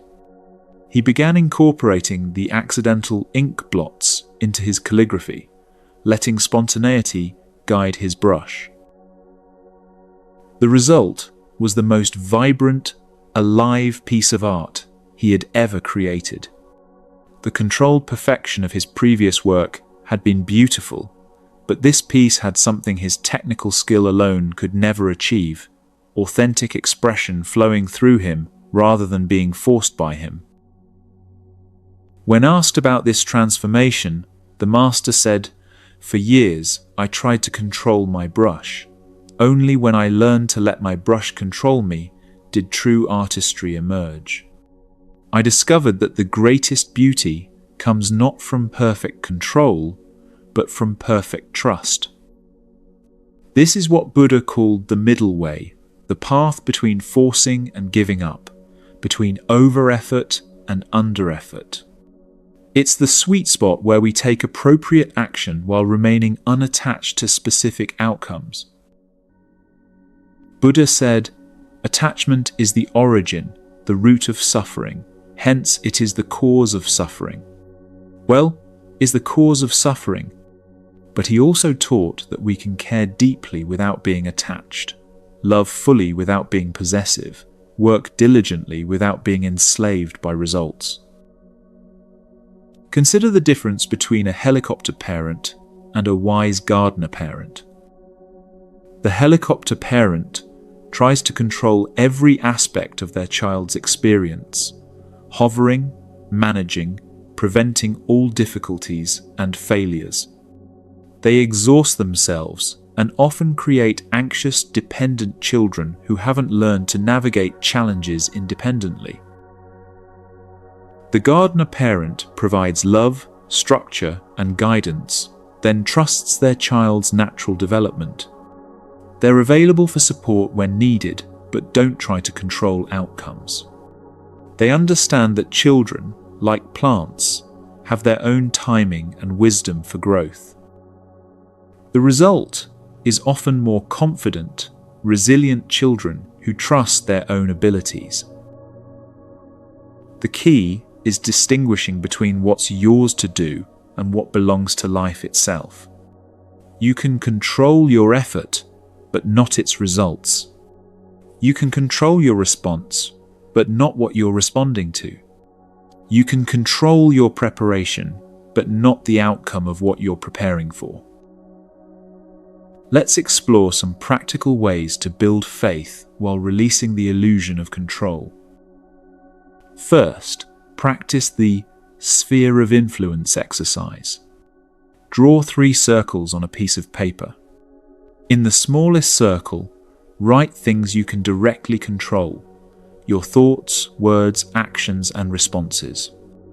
In the middle circle, write things you can influence but not control: your relationships, your work environment, your health habits. In the largest circle, write things you cannot control at all: other people's choices, economic conditions, natural disasters, aging. Whenever you feel stressed about something, ask yourself which circle it belongs in. If it's in the outer circle, practice letting go and focusing your energy elsewhere. If it's in the middle circle, consider how you can influence it without trying to control it. If it's in the inner circle, take appropriate action. Second, develop what could be called gardener's faith. A gardener plants seeds, waters them, provides good soil and adequate light, then trusts the process of growth. She doesn't dig up the seeds every day to check their progress. She doesn't try to force flowers to bloom before their time. She does her part and trusts nature to do its part. Apply this same principle to areas where you've been over-controlling. In relationships, offer love and support without demanding specific responses. In work, give your best effort without attachment to particular outcomes. In parenting, provide guidance and structure while trusting your children's natural development. Third, practice the open hand meditation. Sit quietly and imagine holding something you've been trying to control in your closed fist. Feel the tension of gripping tightly. Now slowly open your hand, keeping whatever you're holding in your open palm.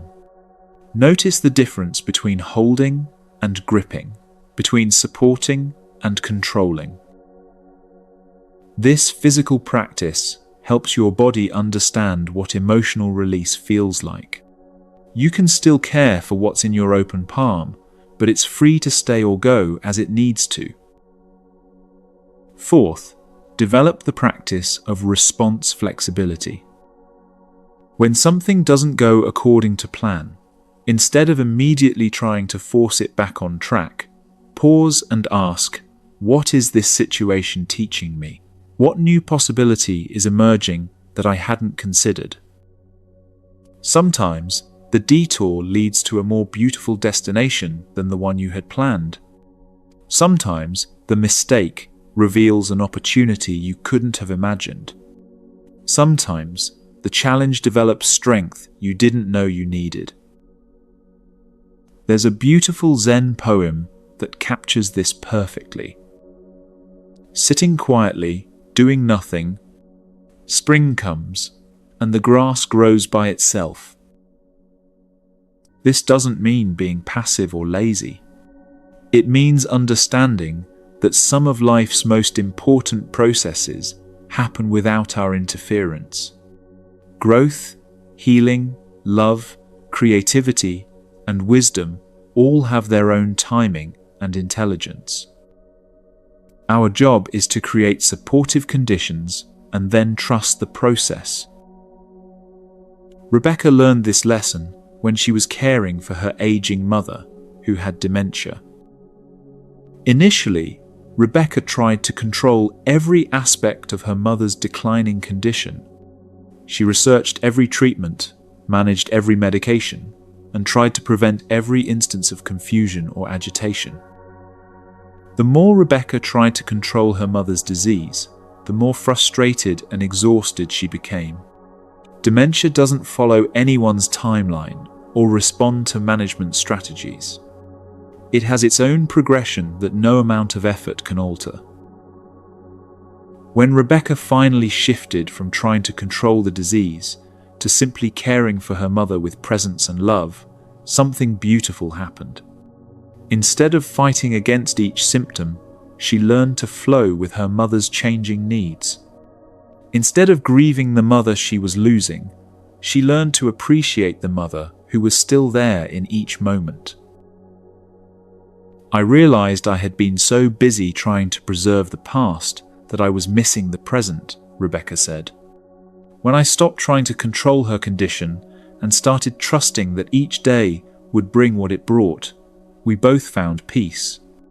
The disease progressed at the same rate, but our experience of it was completely transformed. This is the profound gift of releasing control.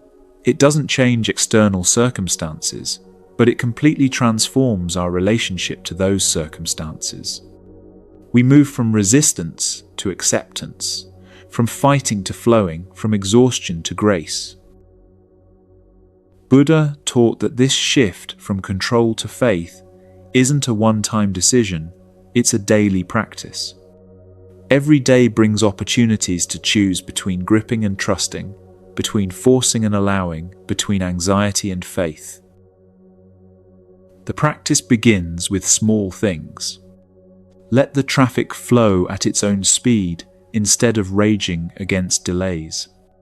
Allow conversations to unfold naturally instead of trying to steer them toward predetermined outcomes. Trust that your children will learn from their mistakes instead of trying to prevent all difficulties. As you practice releasing control in small areas, you build what Buddha called the muscle of faith, the growing confidence that life has its own wisdom and timing. There's another profound teaching about a Zen student who was learning archery. He practiced obsessively, trying to control every aspect of his form, his stance, his breathing, the tension in his bow, the trajectory of his arrow. The harder he tried to control each element, the more erratic his shooting became. His master watched patiently for weeks, then finally said, "You are trying to shoot the arrow. Let the arrow shoot itself." "Master, that makes no sense," the student protested. "How can an arrow shoot itself?" The master demonstrated, drawing the bow with effortless grace. Instead of forcing the release, he simply let go when everything was in perfect alignment. The arrow flew straight to the center of the target. "I don't control the arrow," the master explained. "I align myself with the target, release with perfect trust, and let the arrow find its way."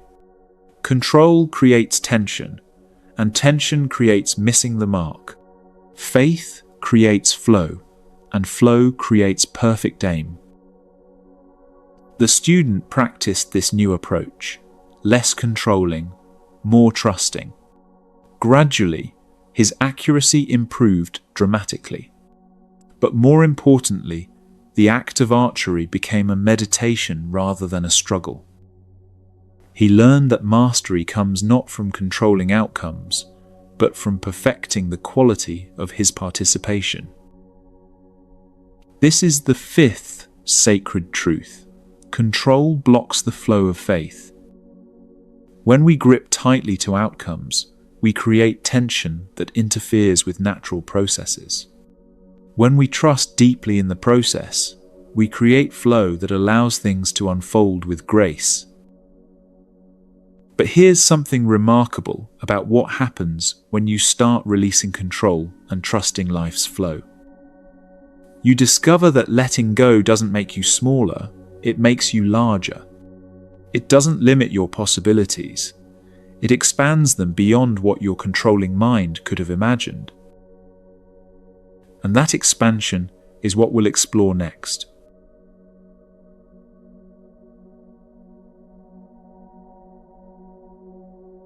There once lived a wealthy collector named Akira, who had spent his entire life accumulating the most exquisite treasures. His home was filled with rare scrolls, ancient ceramics, precious stones, and artwork from around the world. Every room overflowed with beautiful objects, each piece carefully catalogued and protected. Akira loved his collection so deeply that he could barely bear to let anyone see it, fearing they might damage or steal his precious items. He installed elaborate security systems, climate controls, and protective cases for everything he owned. His life revolved around maintaining, organizing, and guarding his treasures. One day, an old monk came to Akira's door carrying a simple wooden box. "I have something beautiful to share with you," the monk said gently, "a gift that has brought joy to many." Akira looked around his crowded rooms and shook his head. "I have no space for anything new. Every surface is occupied, every corner is full. Perhaps you should offer your gift to someone who has room for it." The monk smiled sadly. "That is exactly the problem, my friend. You have filled your life so completely with things you already possess that there is no space for anything new to enter. You have become a prisoner of your own abundance." "But these are precious things," Akira protested. "I've worked my whole life to acquire them. I cannot simply give them away." The monk set down his wooden box and opened it. Inside was nothing but empty space. "This," he said, "is the most precious thing I own. It is space for whatever wants to come. Room for surprise, possibility, growth, and new beauty. Your collections are magnificent, but they have consumed all your space for wonder." Akira stared at the empty box, suddenly understanding. His obsession with preserving what he had accumulated had closed him off to everything he might discover. His care had become a cage, his love had become limitation. This story captures one of Buddhism's most profound insights. The things we grip most tightly are often the very things that prevent us from growing. Our fears, disguised as care and protection, shrink our world until we're living in a beautiful prison of our own making. Think about how worry works in your own life. When you're consumed with anxiety about losing your job, how much mental space do you have for exploring new opportunities? When you're obsessing about a relationship problem, how much energy do you have available for actually nurturing that relationship? When you're focused on protecting what you have, how much room is there for discovering what you might become? Worry has a peculiar quality. It feels productive while being completely unproductive. It gives us the illusion that we're doing something important while actually preventing us from doing anything useful. Like Akira's security systems, our anxious thoughts create the feeling of protection while actually creating isolation. Buddha observed this pattern with remarkable clarity. He saw that human beings often mistake clinging for caring, hoarding for security, and control for love. But true care, real security, and genuine love all require space. Space for growth, change, surprise, and the unknown. There's an ancient Zen story about a student who came to his master carrying a heavy bag filled with all his worldly possessions. "Master," he said, "I want to learn wisdom, but I cannot let go of my things. They represent my security, my identity, my life's work." The master invited him to sit by a window overlooking a garden. "Do you see that tree?" the master asked, pointing to a magnificent oak. "Yes," the student replied. "It's beautiful and strong." "That tree grows new leaves every spring," the master observed. "But first, it must let go of all its old leaves in autumn. If it clung to last year's leaves, there would be no room for new growth. The tree trusts that letting go creates space for what wants to emerge." The student looked confused. "But master, my possessions are not like leaves. They won't grow back if I release them." The master smiled. You're right, your possessions won't grow back. But something far more precious will emerge.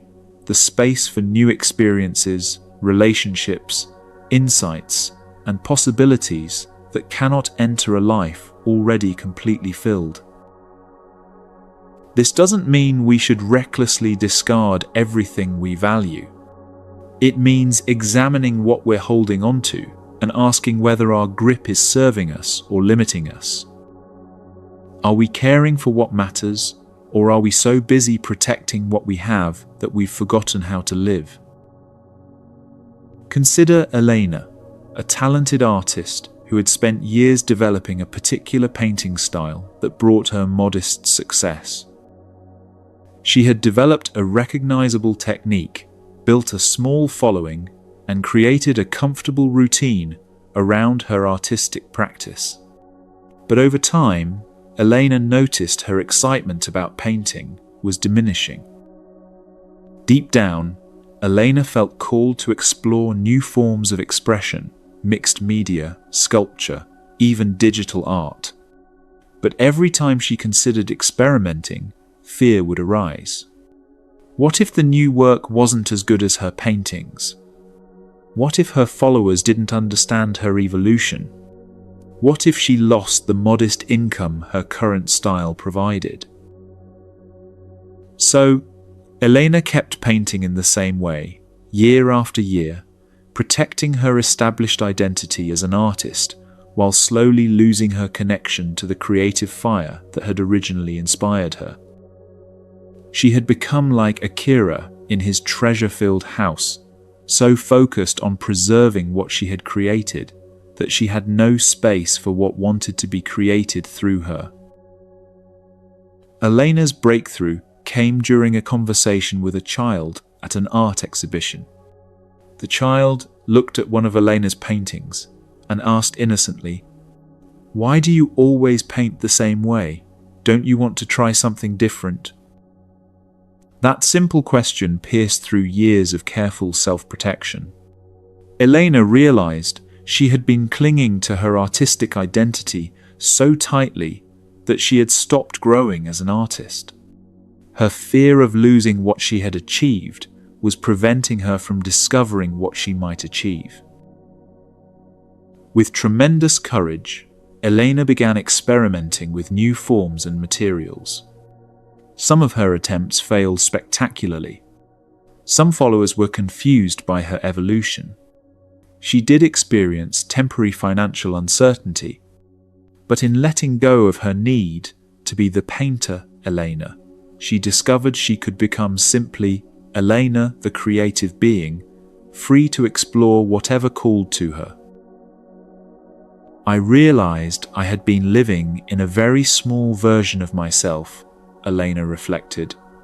Not because the world was limiting me, but because I was limiting myself out of fear of losing what I already had. When I finally let go of that fear, I discovered there was so much more available to me than I had ever imagined. This is what Buddha meant when he taught that attachment creates suffering. Not the attachment of love or care, but the attachment of grasping, the desperate clinging that closes our hands so tightly around what we have that we cannot receive what wants to come. There's another Zen teaching story about a monkey who discovered a jar with a narrow neck filled with nuts. The monkey could easily reach through the opening and grab a handful of nuts, but when his fist was full, it was too large to withdraw from the jar. The monkey could have simply let go of some nuts and freed his hand, but he was so focused on what he had grasped that he couldn't see the simple solution. Hunters knew about this behavior and used it to catch monkeys. They would tie the jars to trees and wait. The monkeys would literally trap themselves through their own grasping, unwilling to release what they held even to gain their freedom. This story isn't just about monkeys, it's about the human tendency to become trapped by our own attachments. How often do we stay in situations, relationships, or patterns that no longer serve us simply because we're afraid to let go of what we've already invested? How often do we limit our future possibilities because we're clinging to past achievements or identities? Buddha said, "In the end, just three things matter: how well we have lived, how well we have loved, how well we have learned to let go." This quote reveals the profound connection between letting go and fully living. It's not about becoming detached or indifferent. It's about creating space for life to flow through us more completely. The paradox is that the more we try to hold on to life, the less alive we become. The more we try to control love, the less love we experience.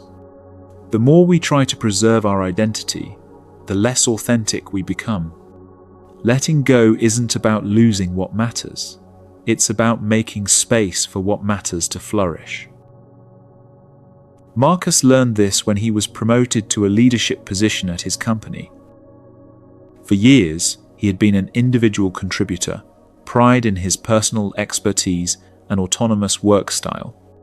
But his new role required him to guide teams, delegate responsibilities, and trust other people's capabilities. Initially, Marcus tried to maintain his old way of working while taking on new responsibilities.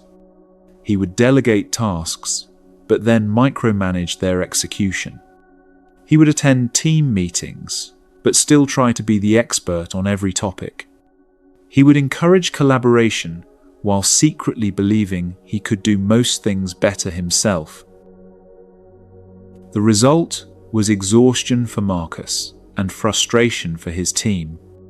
He was trying to hold onto his old identity as an individual expert while simultaneously trying to embrace his new role as a leader. Like the monkey, with its fist in the jar, Marcus was trapped by his own grasping.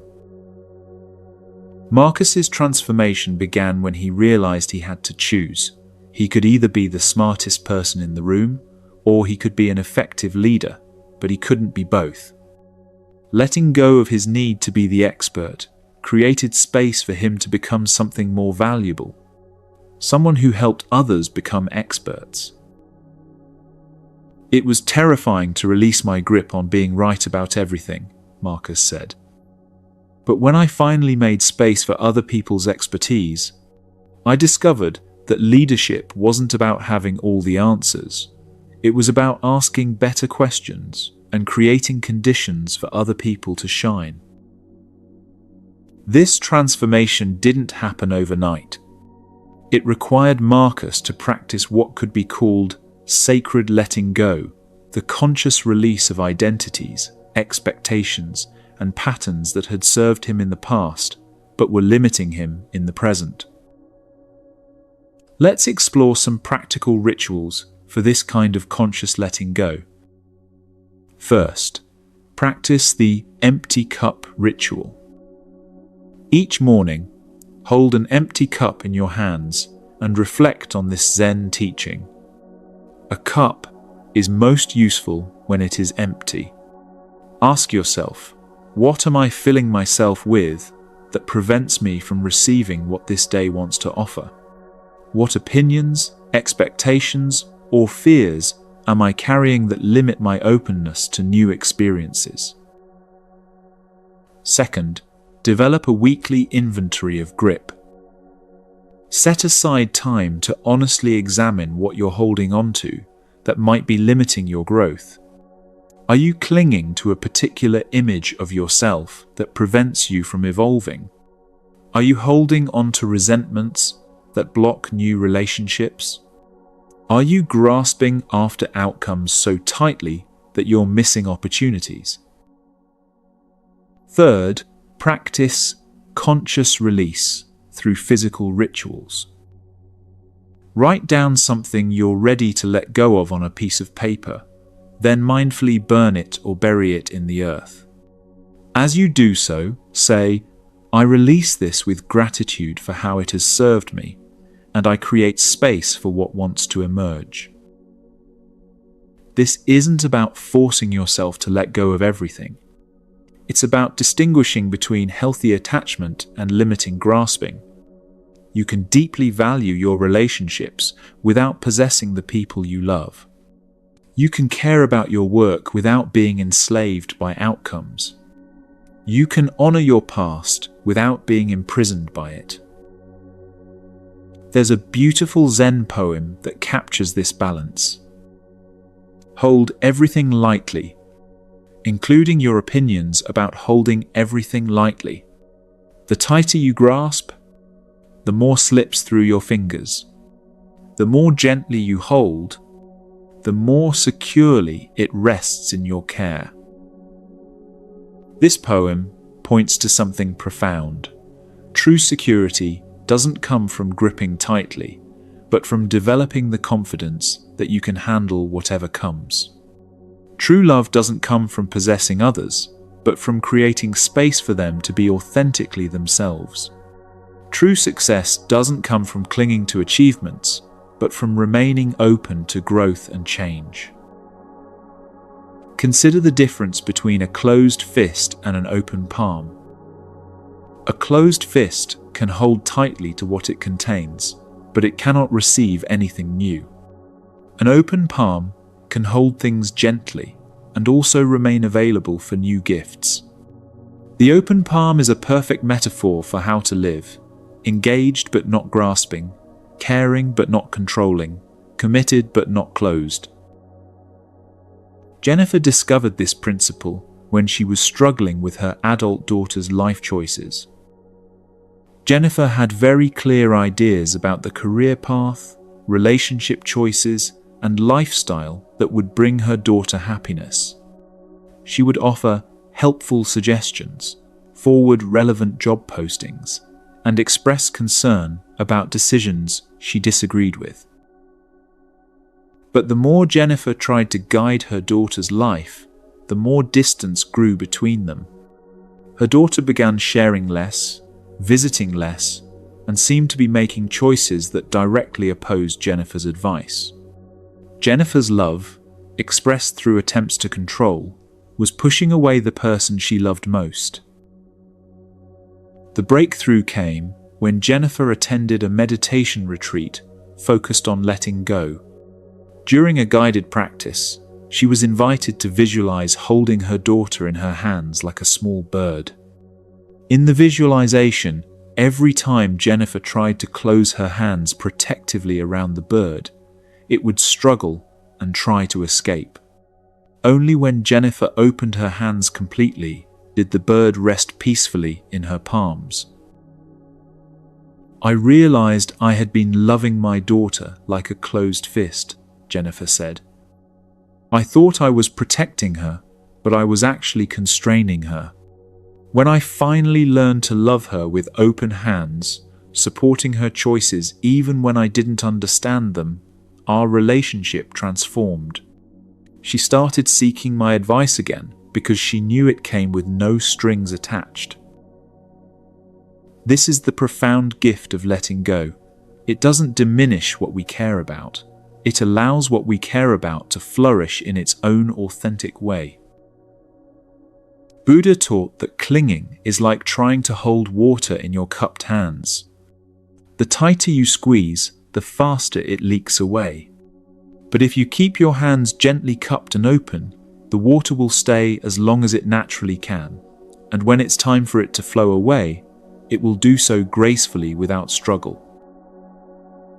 The sixth sacred truth is that letting go creates space for growth.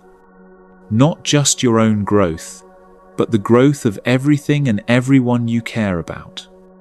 When you release your death grip on how things should be, you create space for how things could be. When you stop trying to control outcomes, you become available for outcomes beyond your imagination.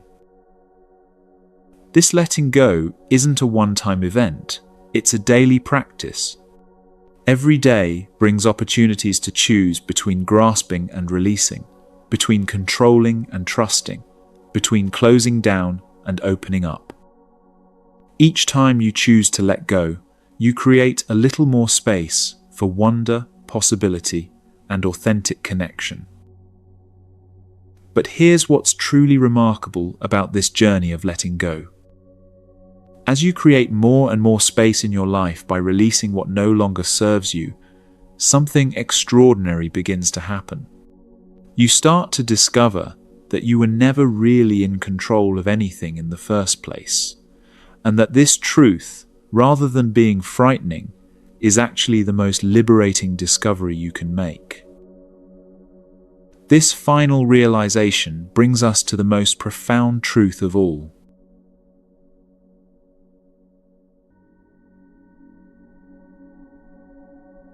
There was once a world-renowned conductor named Maestro Yamamoto who had spent 40 years perfecting the art of orchestral control. Every gesture of his baton was precise. Every cue was perfectly timed. Every musical phrase was shaped exactly according to his vision. He commanded orchestras like a general commands armies, and the results were technically flawless performances that critics praised for their precision and power. But as Yamamoto aged, something began to shift. The music, while perfect, felt increasingly lifeless to him. The orchestra members, while obedient, seemed to be going through motions rather than expressing authentic artistry. The performances were correct, but they lacked the spontaneous magic that transforms notes on a page into transcendent experience. One evening, during a rehearsal of Beethoven's Ninth Symphony, Yamamoto suddenly felt dizzy and had to sit down. As he rested in his chair, unable to conduct, something extraordinary happened. The orchestra, which had played this piece hundreds of times under his direction, continued playing without him. But they weren't just continuing, they were transforming. Without his controlling gestures, the musicians began to listen more deeply to each other. The violinists started responding organically to the cellos, the horns began breathing with the woodwinds, and the entire orchestra became a single living organism, creating music together. Yamamoto sat in stunned silence as the most beautiful performance of Beethoven's Ninth he had ever heard unfolded before him. The music had an aliveness, a spontaneity, a collaborative magic that his years of precise control had never achieved. In that moment, he realized he had been conducting the orchestra when what was needed was to let the orchestra conduct itself. When the movement ended, Yamamoto stood slowly and addressed his musicians. "For 40 years," he said quietly, "I have been trying to make you play beautifully. Tonight I discovered that you already know how to play beautifully. My job is not to control your music. It's to create space for your music to emerge." From that night forward, Yamamoto's conducting style transformed completely. Instead of dictating every nuance, he learned to feel the orchestra's natural rhythm and support it. Instead of imposing his will, he began drawing out the collective genius of the musicians. His performances became legendary, not for their control, but for their alive, unpredictable beauty. This story perfectly captures the final and most profound truth we've been building toward throughout this journey together. Life flows most beautifully when you learn to step aside, not from responsibility or engagement, but from the exhausting effort of trying to control what was never yours to control in the first place.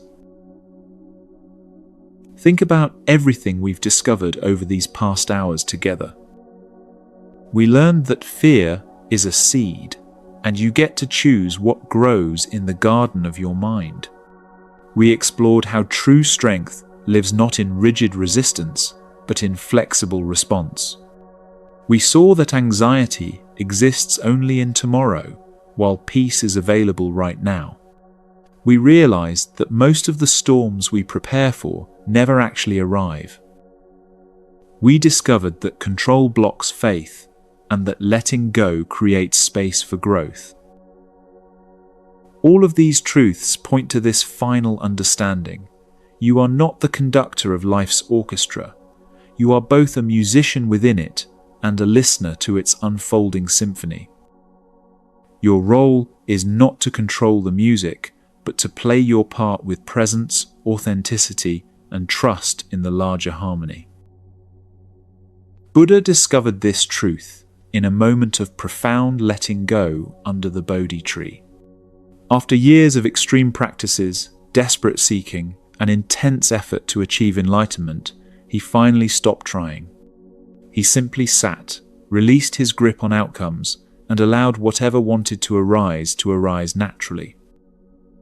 In that moment of complete non-interference, awakening bloomed spontaneously. Buddha's final teaching was beautifully simple. Be a lamp unto yourself. Not control your way to happiness or force your path to peace, but simply be a light.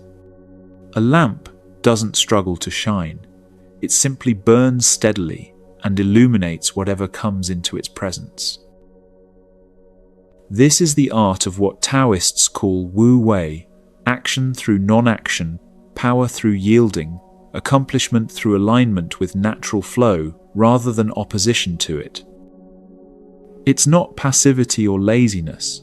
It's the highest form of skillful engagement with life.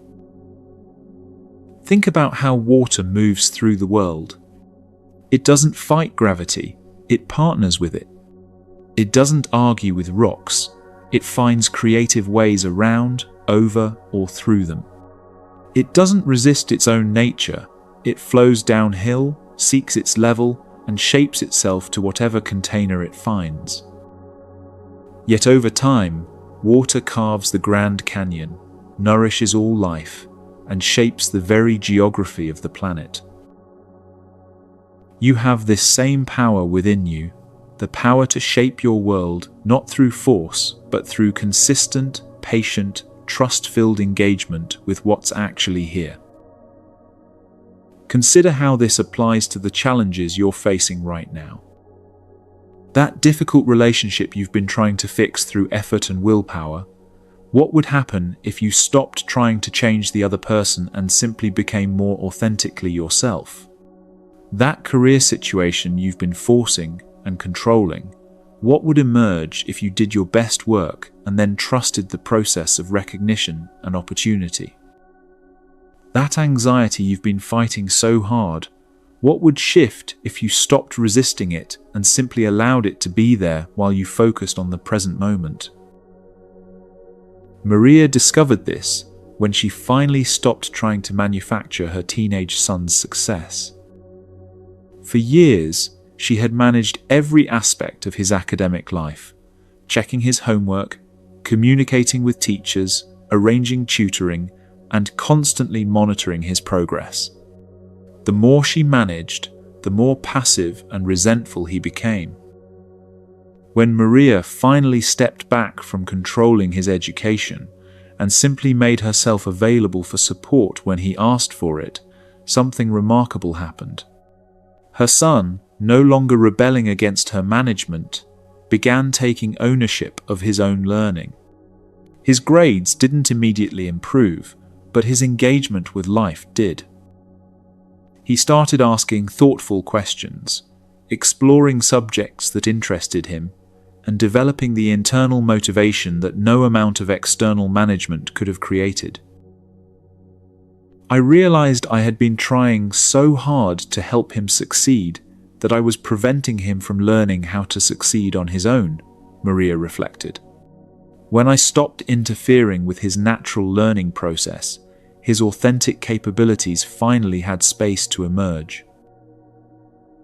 This is the paradox at the heart of all wisdom traditions. The more you try to force life into your preferred shape, the more it resists your efforts. The more you trust life's own intelligence and work with its natural patterns, the more it supports your deepest intentions.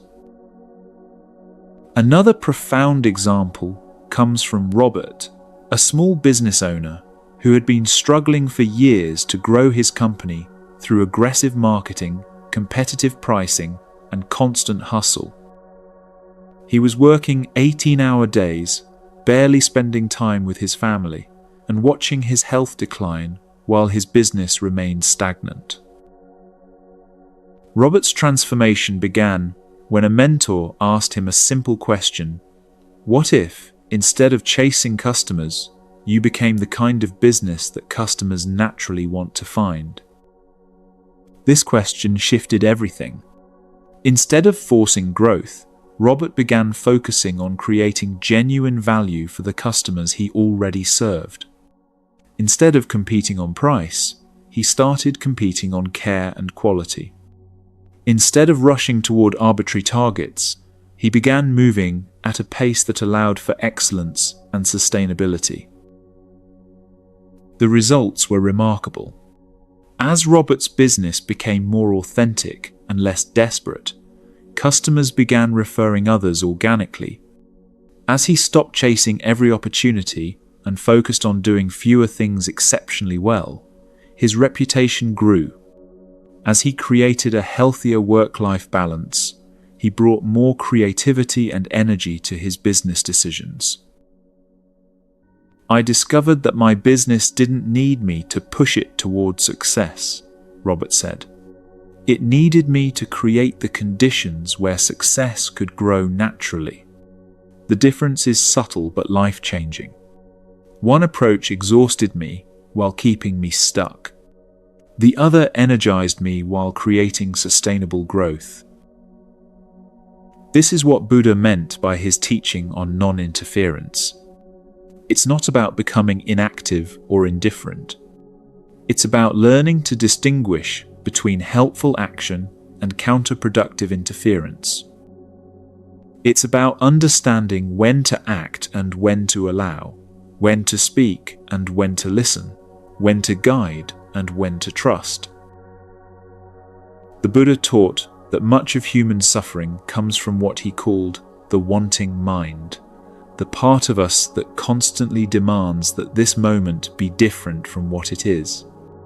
We want the traffic to move faster, other people to behave differently, our feelings to be more comfortable, our circumstances to be more convenient. This constant pushing against reality creates a friction that exhausts us without improving anything. But when you learn to work with reality instead of against it, when you step aside from the ego's demand to control everything and allow life's intelligence to express itself through you, something magical happens.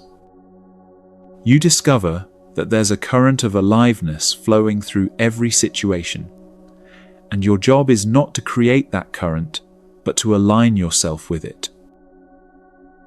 Here are some practical ways to cultivate this alignment in your daily life. First, develop what could be called situational awareness, the ability to read the energy and natural rhythm of whatever you're engaged with. Before jumping into action, pause and ask, what is the natural timing here? What wants to emerge? How can I support what's already trying to happen rather than forcing something that isn't ready? Second, practice the art of responsive presence. Instead of entering situations with a predetermined agenda, enter with awareness and availability. Listen more than you speak. Feel into what's needed before deciding what to do. Let your actions arise from genuine response to what you sense, rather than from anxiety or habit. Third, cultivate trust in the process of unfolding. This doesn't mean being passive or abandoning responsibility. It means doing your part thoroughly, while trusting that other parts of the equation will resolve themselves in their own time. Plant good seeds, water them consistently, and trust the mysterious process of growth. Fourth, learn to recognize the difference between resistance and natural boundaries. When something isn't working, despite good faith effort, it might not need more force, it might need different timing, a different approach, or the wisdom to let it go entirely. Sometimes, the most powerful action is the decision not to act. There's a beautiful Zen story that illustrates this perfectly. A student asked his master, "What is the way?" The master replied, "When you are hungry, eat. When you are tired, rest. When you are walking, just walk." The student was confused. "But master, everyone does those things. What's so special about it?" The master smiled. "When most people eat, they are thinking about work. When they rest, they are worrying about tomorrow. When they walk, they are planning their destination. Very few people are ever fully where they are, doing what they're doing with complete presence. This complete presence is the way. This is the essence of stepping aside, not stepping away from life, but stepping aside from the mental commentary and controlling effort that prevents you from being fully alive. When you're having a conversation, just have the conversation. When you're working, just work. When you're loving, just love. When you're resting, just rest. This simple presence is more powerful than all your strategies and worries combined. Consider how this applies to parenting. The parent who steps aside from the need to control their child's every experience creates space for the child to develop their own judgment, resilience, and authentic self. This doesn't mean neglecting parental responsibilities. It means fulfilling them with trust rather than anxiety. Or consider how this applies to creativity. The writer who steps aside from the need to control every word often finds that the most beautiful phrases flow through them rather than from them. The artist who trusts the creative process often produces work that surprises even themselves with its depth and authenticity. Even in leadership, those who step aside from the ego's need to be right about everything often find that their teams become more innovative, engaged, and effective.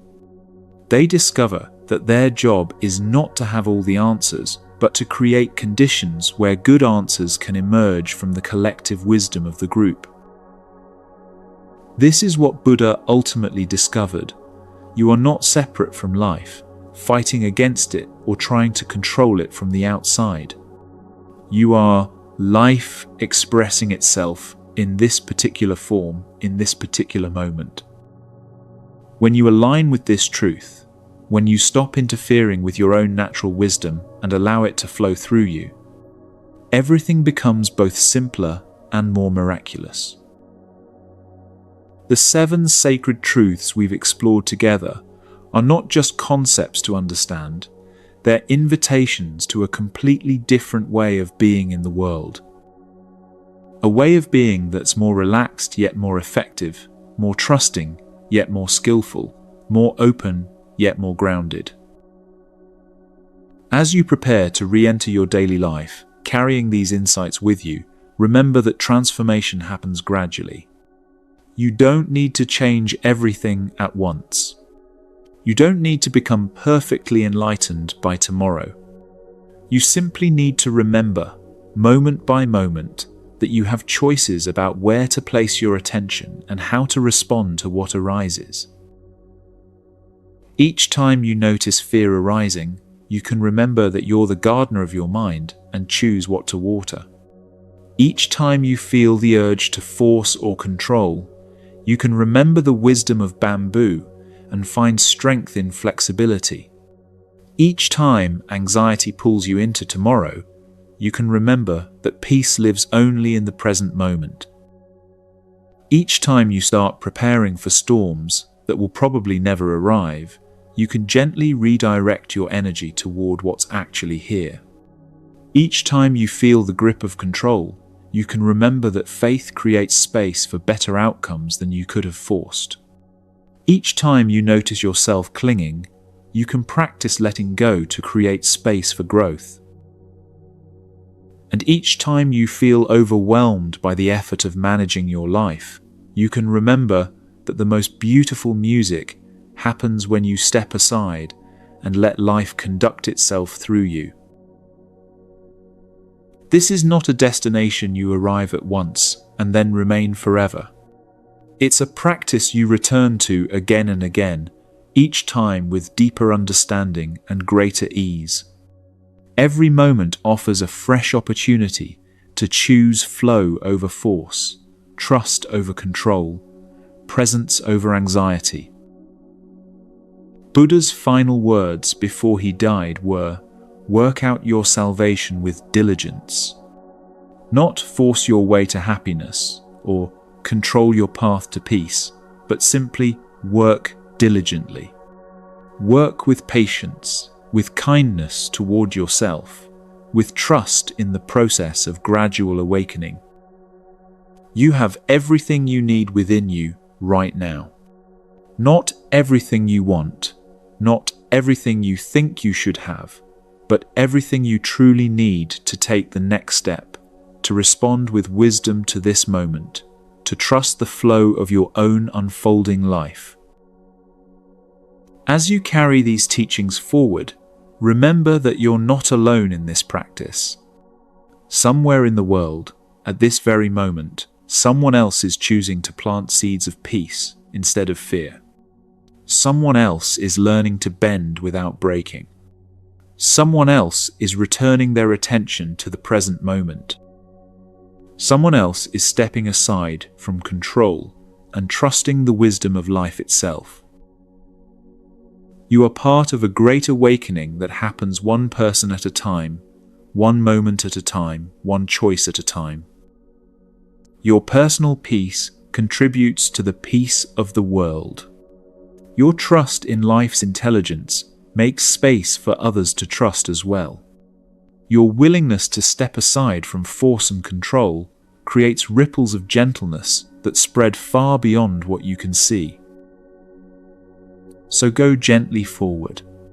Trust deeply. Step aside when life wants to flow through you. And remember that the most profound transformations happen not through dramatic effort, but through the quiet, consistent choice to align with what is already perfect within this moment. The river of your life knows where it's going. Your job is not to control its destination, but to enjoy the journey, to be present for the scenery, and to trust that the current carrying you is part of something magnificent and wise. Welcome to the flow of your life. Welcome home to yourself.